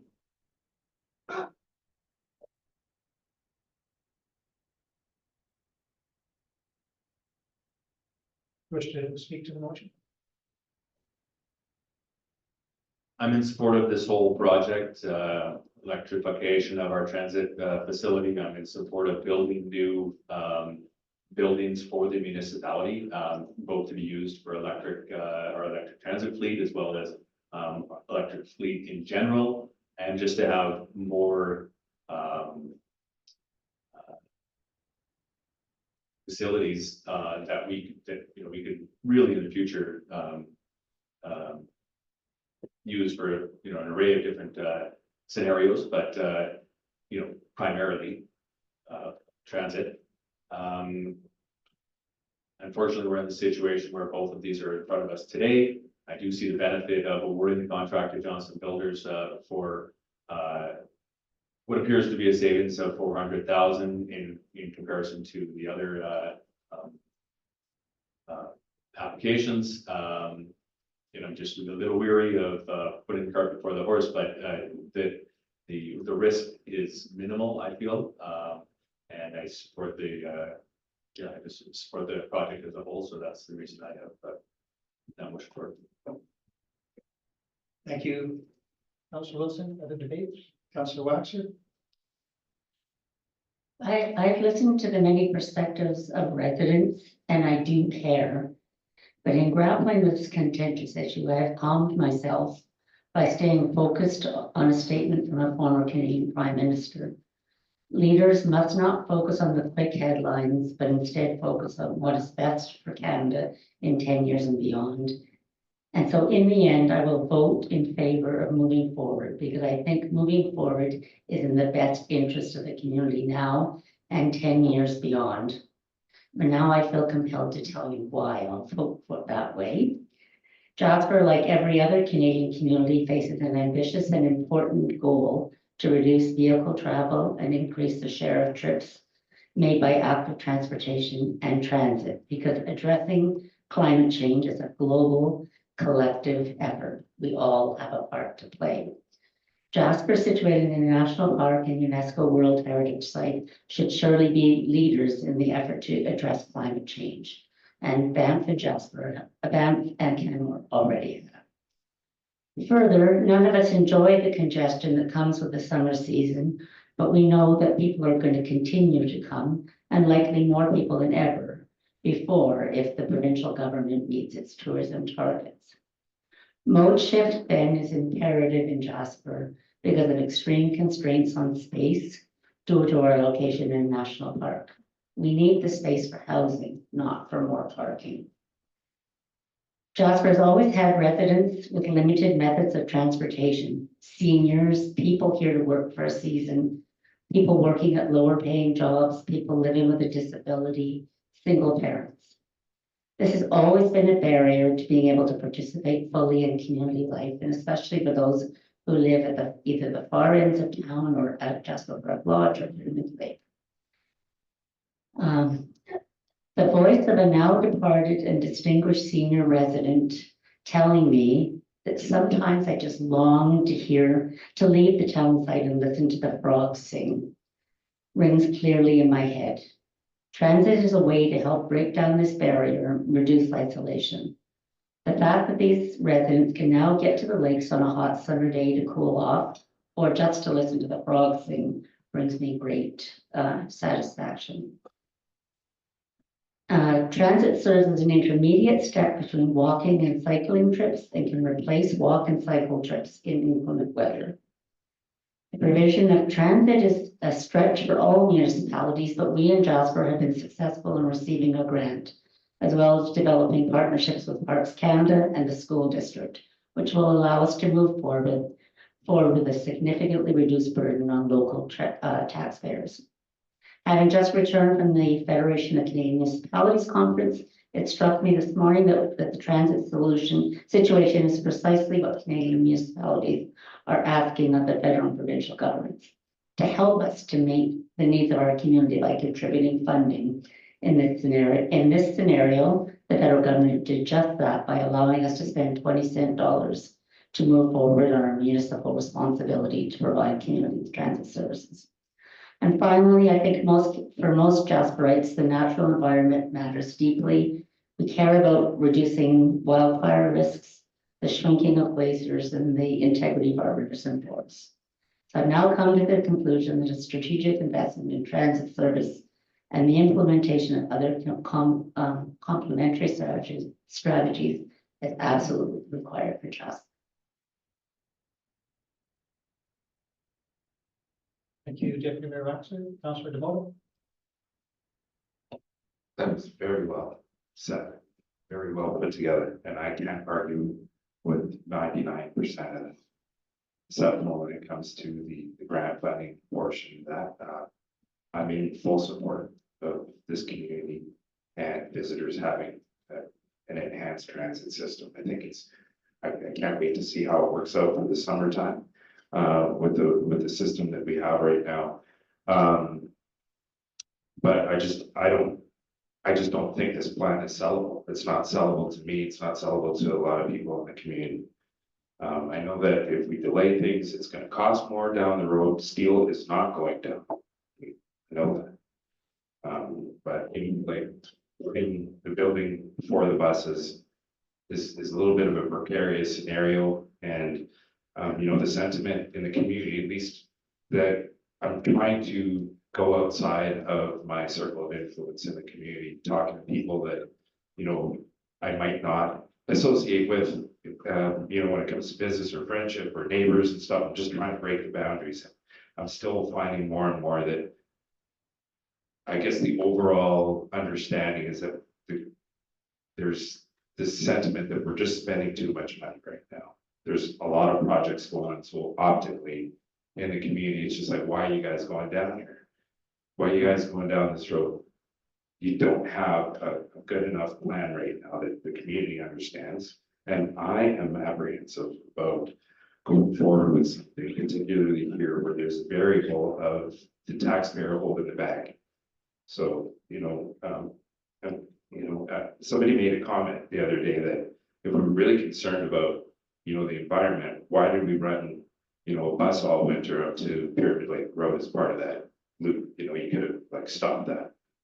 We did our best to address things, and I understand the whole thing. So I understand where people are. I appreciate the initiative. I am all for going zero emission, zero tailpipe. I think it's a smart way to go for the future for all the things that Councillor Waxer addressed. But I just don't think it's a sellable plan in the community. I don't think the sentiment is out there to support us in these decisions right now. And I am feeling that this isn't a really good thing to move forward at this moment. Thank you. Councillor Kelleher. Thank you, Mayor Ireland.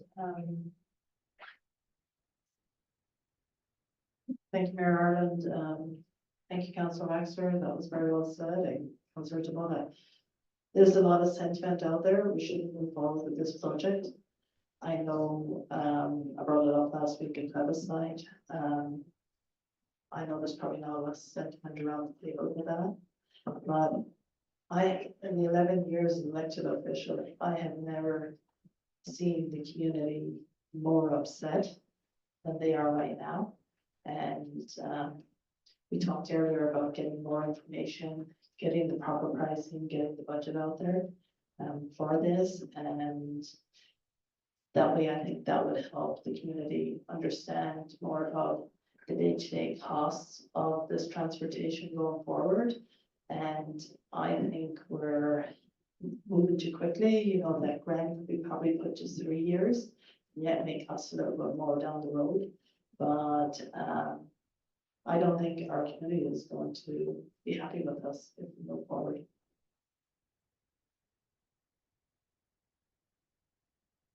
Councillor Hall. Thank you, Mayor Ireland. I support this project. This is about reducing emissions. This is about moving people around our community.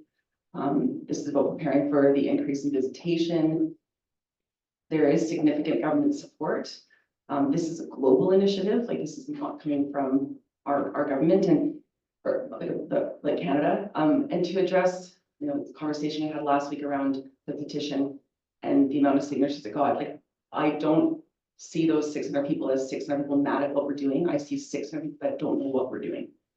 And that could be on us. Like, we could be doing a better job engaging 100%.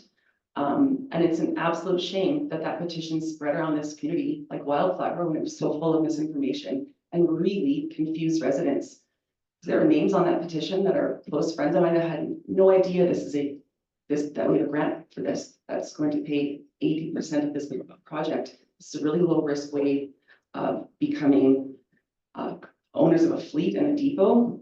And we keep talking about not having a plan. We have a plan. We have the transportation strategy and action plan that we all voted for last January. And these are steps we're following in that plan. I'm comfortable with this. It is tricky. I wish this was coming the other way around, or maybe the same time, but it's like Councillor Waxer said, and I thank you so much for that. That was very, very well spoken. This isn't about what's in front of us tomorrow. This is about thinking about the future. In another year's time, it would be a shame to give back $5 million to the federal government. It really would. In another year's time, when tourism is increased more because the province is really pushing for it, we're gonna need to do this, and it's gonna cost us twice as much. So I am in support of this motion. Councillor Melton. Thank you, your worship, and I really hate to put the building before the buses. And because of that, I'm not in favor of moving forward with the building at this point. I think we can come back and address the cost of the building once we determine the cost of the buses. It will delay us from in construction. It will delay us in the way of maybe getting better pricing. But I really think we need to know the cost of the buses moving forward to be confident that we're doing the right thing with the building. We still have time with the $5 million. There are other options for us to make adjustments should we need to. But I just feel we need to know about the cost of the buses before we go forward. So in essence, at this point, I'd rather do things in what I feel is the right order. And that is cost of buses, seeing the ridership for the full year, which will happen by about the end of August. And so we have a better idea to see if we're successful with the ridership that we need to sustain the service. Because if not, we're going to be having to reevaluate the cost of our second year and third year of this 3-year contract. If we don't get the revenues that we anticipated from the ridership. So I think there's another component that we've ignored, and it'd be good to have 1 year of data. So unfortunately, I do support public transportation overall. I just don't know if this is the right process. And if this $5 million grant is coming at the right time, we may have another opportunity in the future with this type of transportation.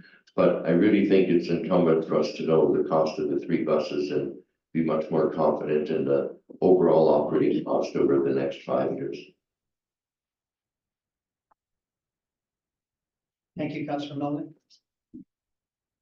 I will speak in favor of the motion. Primarily, I think because of the additional words added by Councillor Wilson, that is the caveat, as he called it, the opportunity to cancel the contract later if we have to. That may cost us something, but walking away now will absolutely cost us something right now. It'll cost the community if ever we decide to proceed. I think that is foregone conclusion. We have heard various numbers today. My understanding is that the Johnson Builders bid is about $900,000 lower than the next closest bid. So there's $1 million that we lose, if potentially at least, if we don't proceed now and come back to this later. The 400,000 is the savings on the facility that we could transfer to the buses if we needed to. So it's more like $1.3 million in the balance here. I think the responsible thing to do is to take the risk, and I appreciate that it is significant and concerns several councillors, obviously. But my read is that this council is committed to transit. Question is, are we committed to owning our fleet? Whether it is battery electric buses or something else. So I think we can commit to the building without knowing what we're going to put in it. We're going to get some buses. We're going to own buses for our fleet, I think. Seems to me unlikely that we will be in a position 8 weeks from now, roughly, to reject any of or all of the requests for proposals that we get for the motion that we just passed. But it's possible. There is some slim possibility that 8 weeks from now, we will decide that there is no way we can purchase any battery electric buses. That doesn't prevent us from some other kind of bus, and we will need a place to park them. It will reduce our operation costs. It's an investment, as Councillor Latch says, in the future. If we are committed to transit and if we are committed to ownership of our fleet, despite the difficulty of the situation, it seems to be the most prudent course of action is to award the contract with the opportunity to get out of it. Thinking, in my view, that it is unlikely that we will come to that. All the information we have is that we have a good sense of what electric buses are likely to cost, and it's going to be within budget. And as others have indicated, if we get them at 20 cents a dollar, we risk all of that for the community if we kick this further down the road. Appreciate that people are upset. They think that we're rushing, but this has been in front of us since February 27th.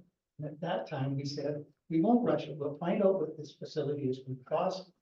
Now we know, time to make some decisions. So I am in favor of the motion, recognizing that although it could cost us something contractually, the wording of the motion was such that if council absolutely finds it necessary, cancel.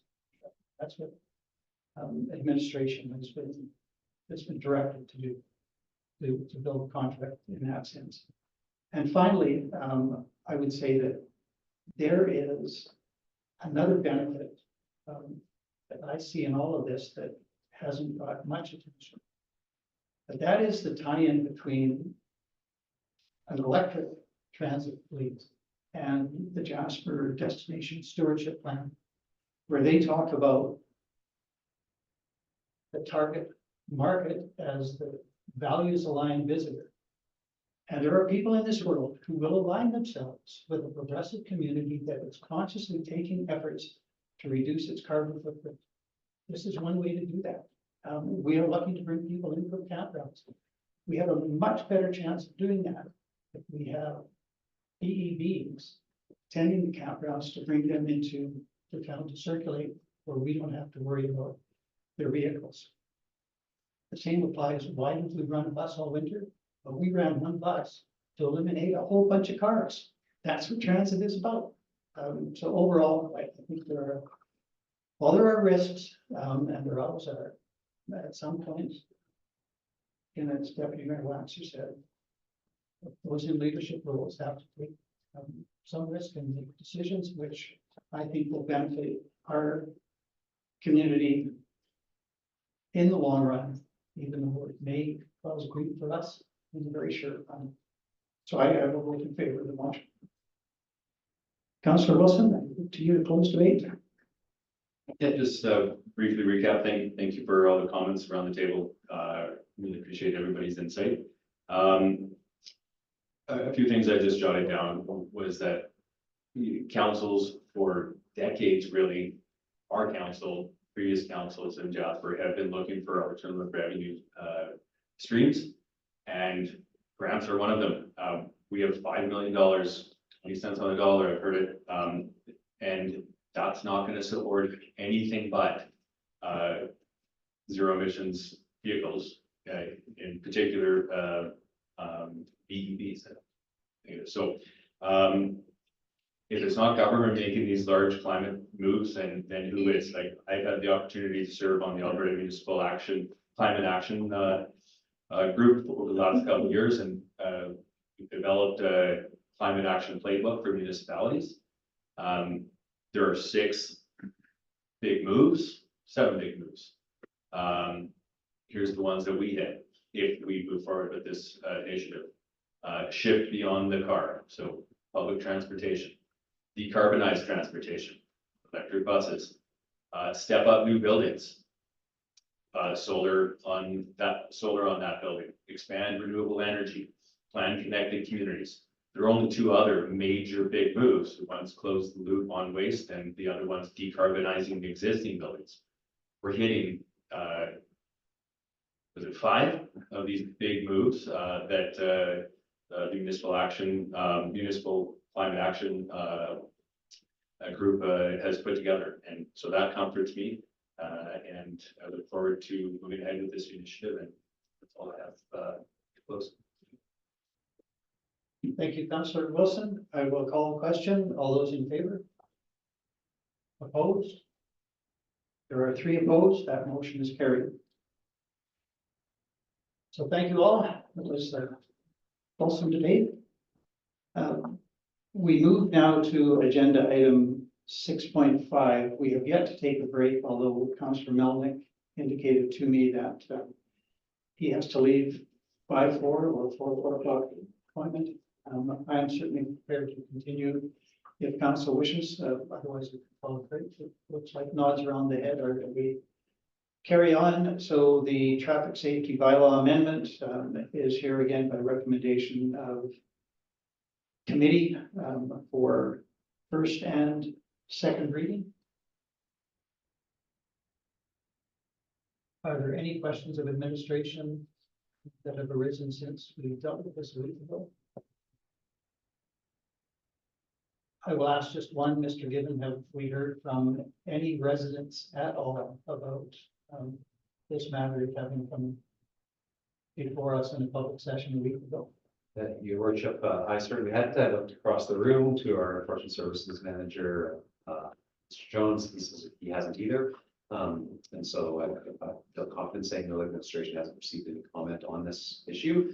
I just wanted to highlight that the major change to section 16 is the deletion of the former 16.16, which was the part that related to scooters. That has been removed in this draft.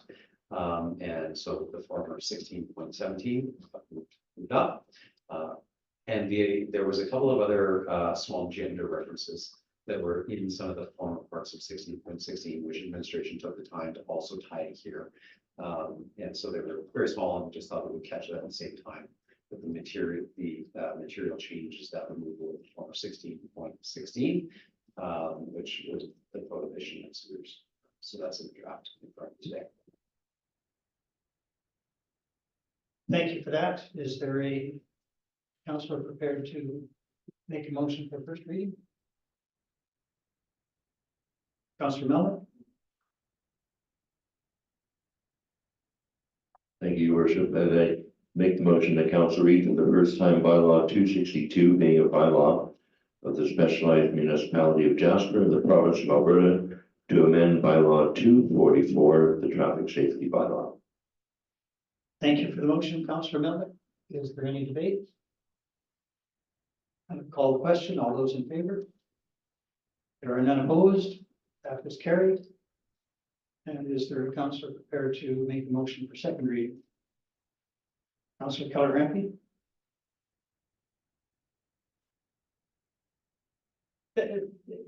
For the record, it's moving that we read for a second. Yeah. And I will call for debate, and I see no hands. All those in favor? There are none opposed. That is carried. So that will be back for the third reading when Sparks Canada certification has been achieved. Takes us to agenda item 7, notices of motion. Nothing listed.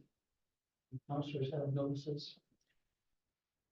Seeing nothing, then agenda item 8, councillor reports. Do councillors have reports?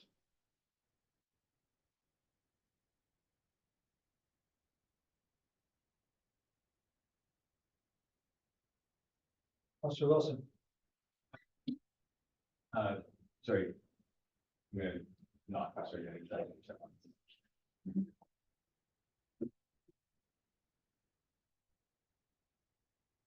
Councillor Hall?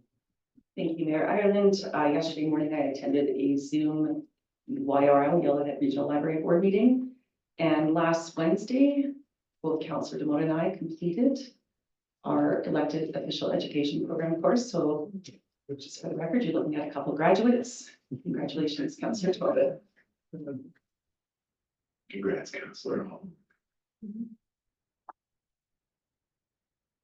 Councillor Melnick? Thank you, your worship. This Thursday, Councillor Demota and myself will be on our way to Grand Cache for the annual general meeting of the Community Futures West Yellowhead.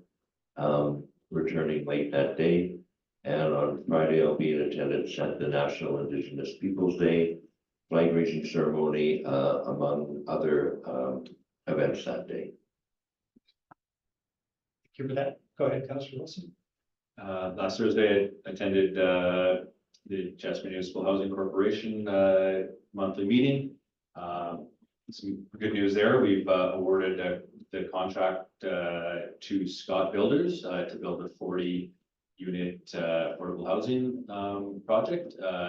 We have worked in, or we are in the midst of working in negotiation of the contract to currently get to design stage and then move forward with construction once we have a fixed contract price set up for us.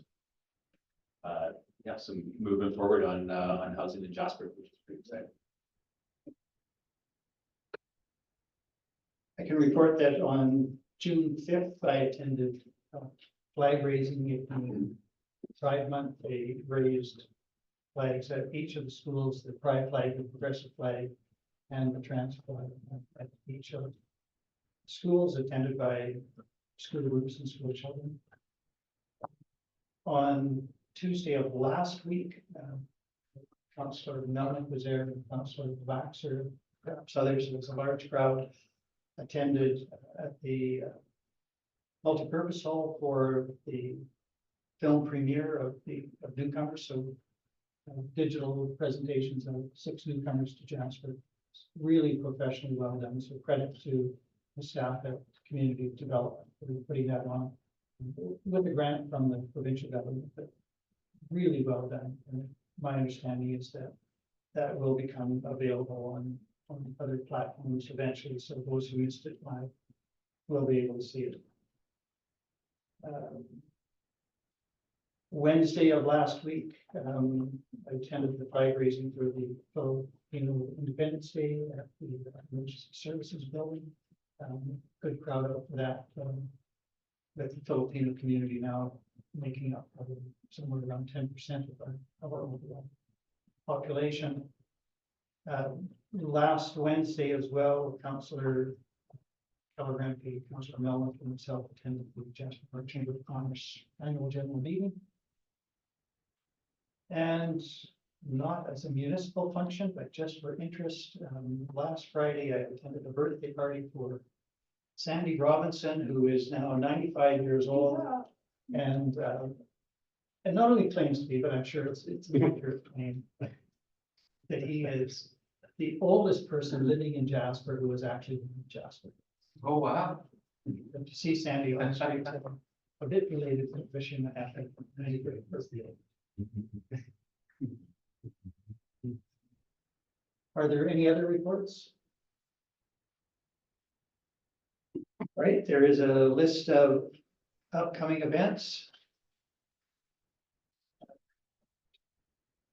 Are there any events upcoming not on that list that others wish to bring to the attention of council?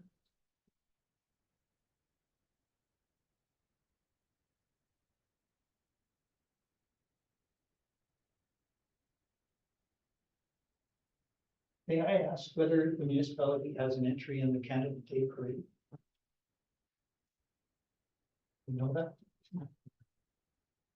Your worship, I'm not aware that we do. As I related before, I think our typical participation is really around folks at the admin level. Our typical effort is focused around the plans for hosting the pancake breakfast. I know the municipality does regularly provide support to sort of the functioning of the parade. And maybe there would be a street sweeper that would follow the parade along. But no, I don't know that we have put any staff time. If councillors are interested, I often, typically, ride in the parade, but my brother has offered a wagon to take all of council. If other councillors are interested in being in the parade and not on the list. Go ahead, Councillor Wall. Thank you, Mayor Ireland. I can also speak to the rest of the day. There is a parade. I know it's not on here, and there will be a party in Commemoration Park with the beer gardens, and there's a few musical acts lined up. I'm not exactly sure all the details, but that will be happening that day. Councillor Demore. Apparently, I'm not the shy.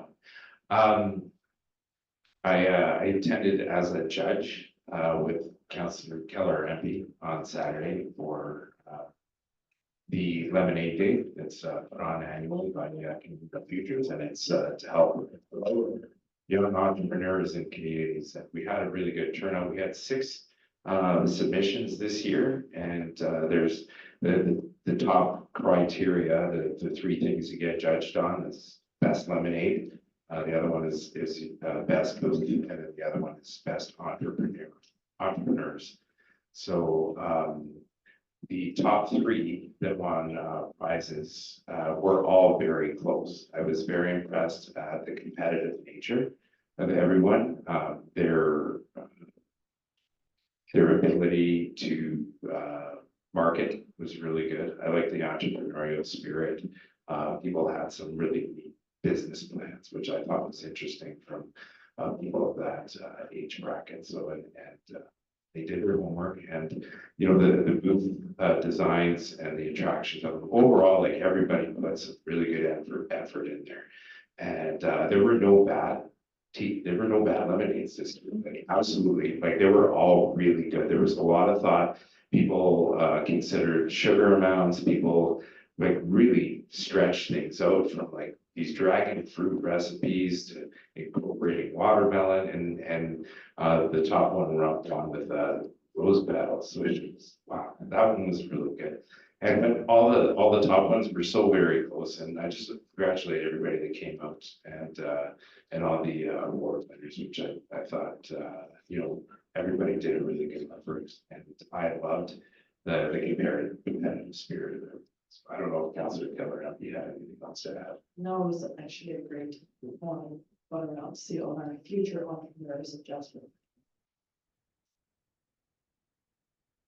All right, thank you all. If there are no further upcoming events, then we can go to agenda item 10. With a full motion to adjourn.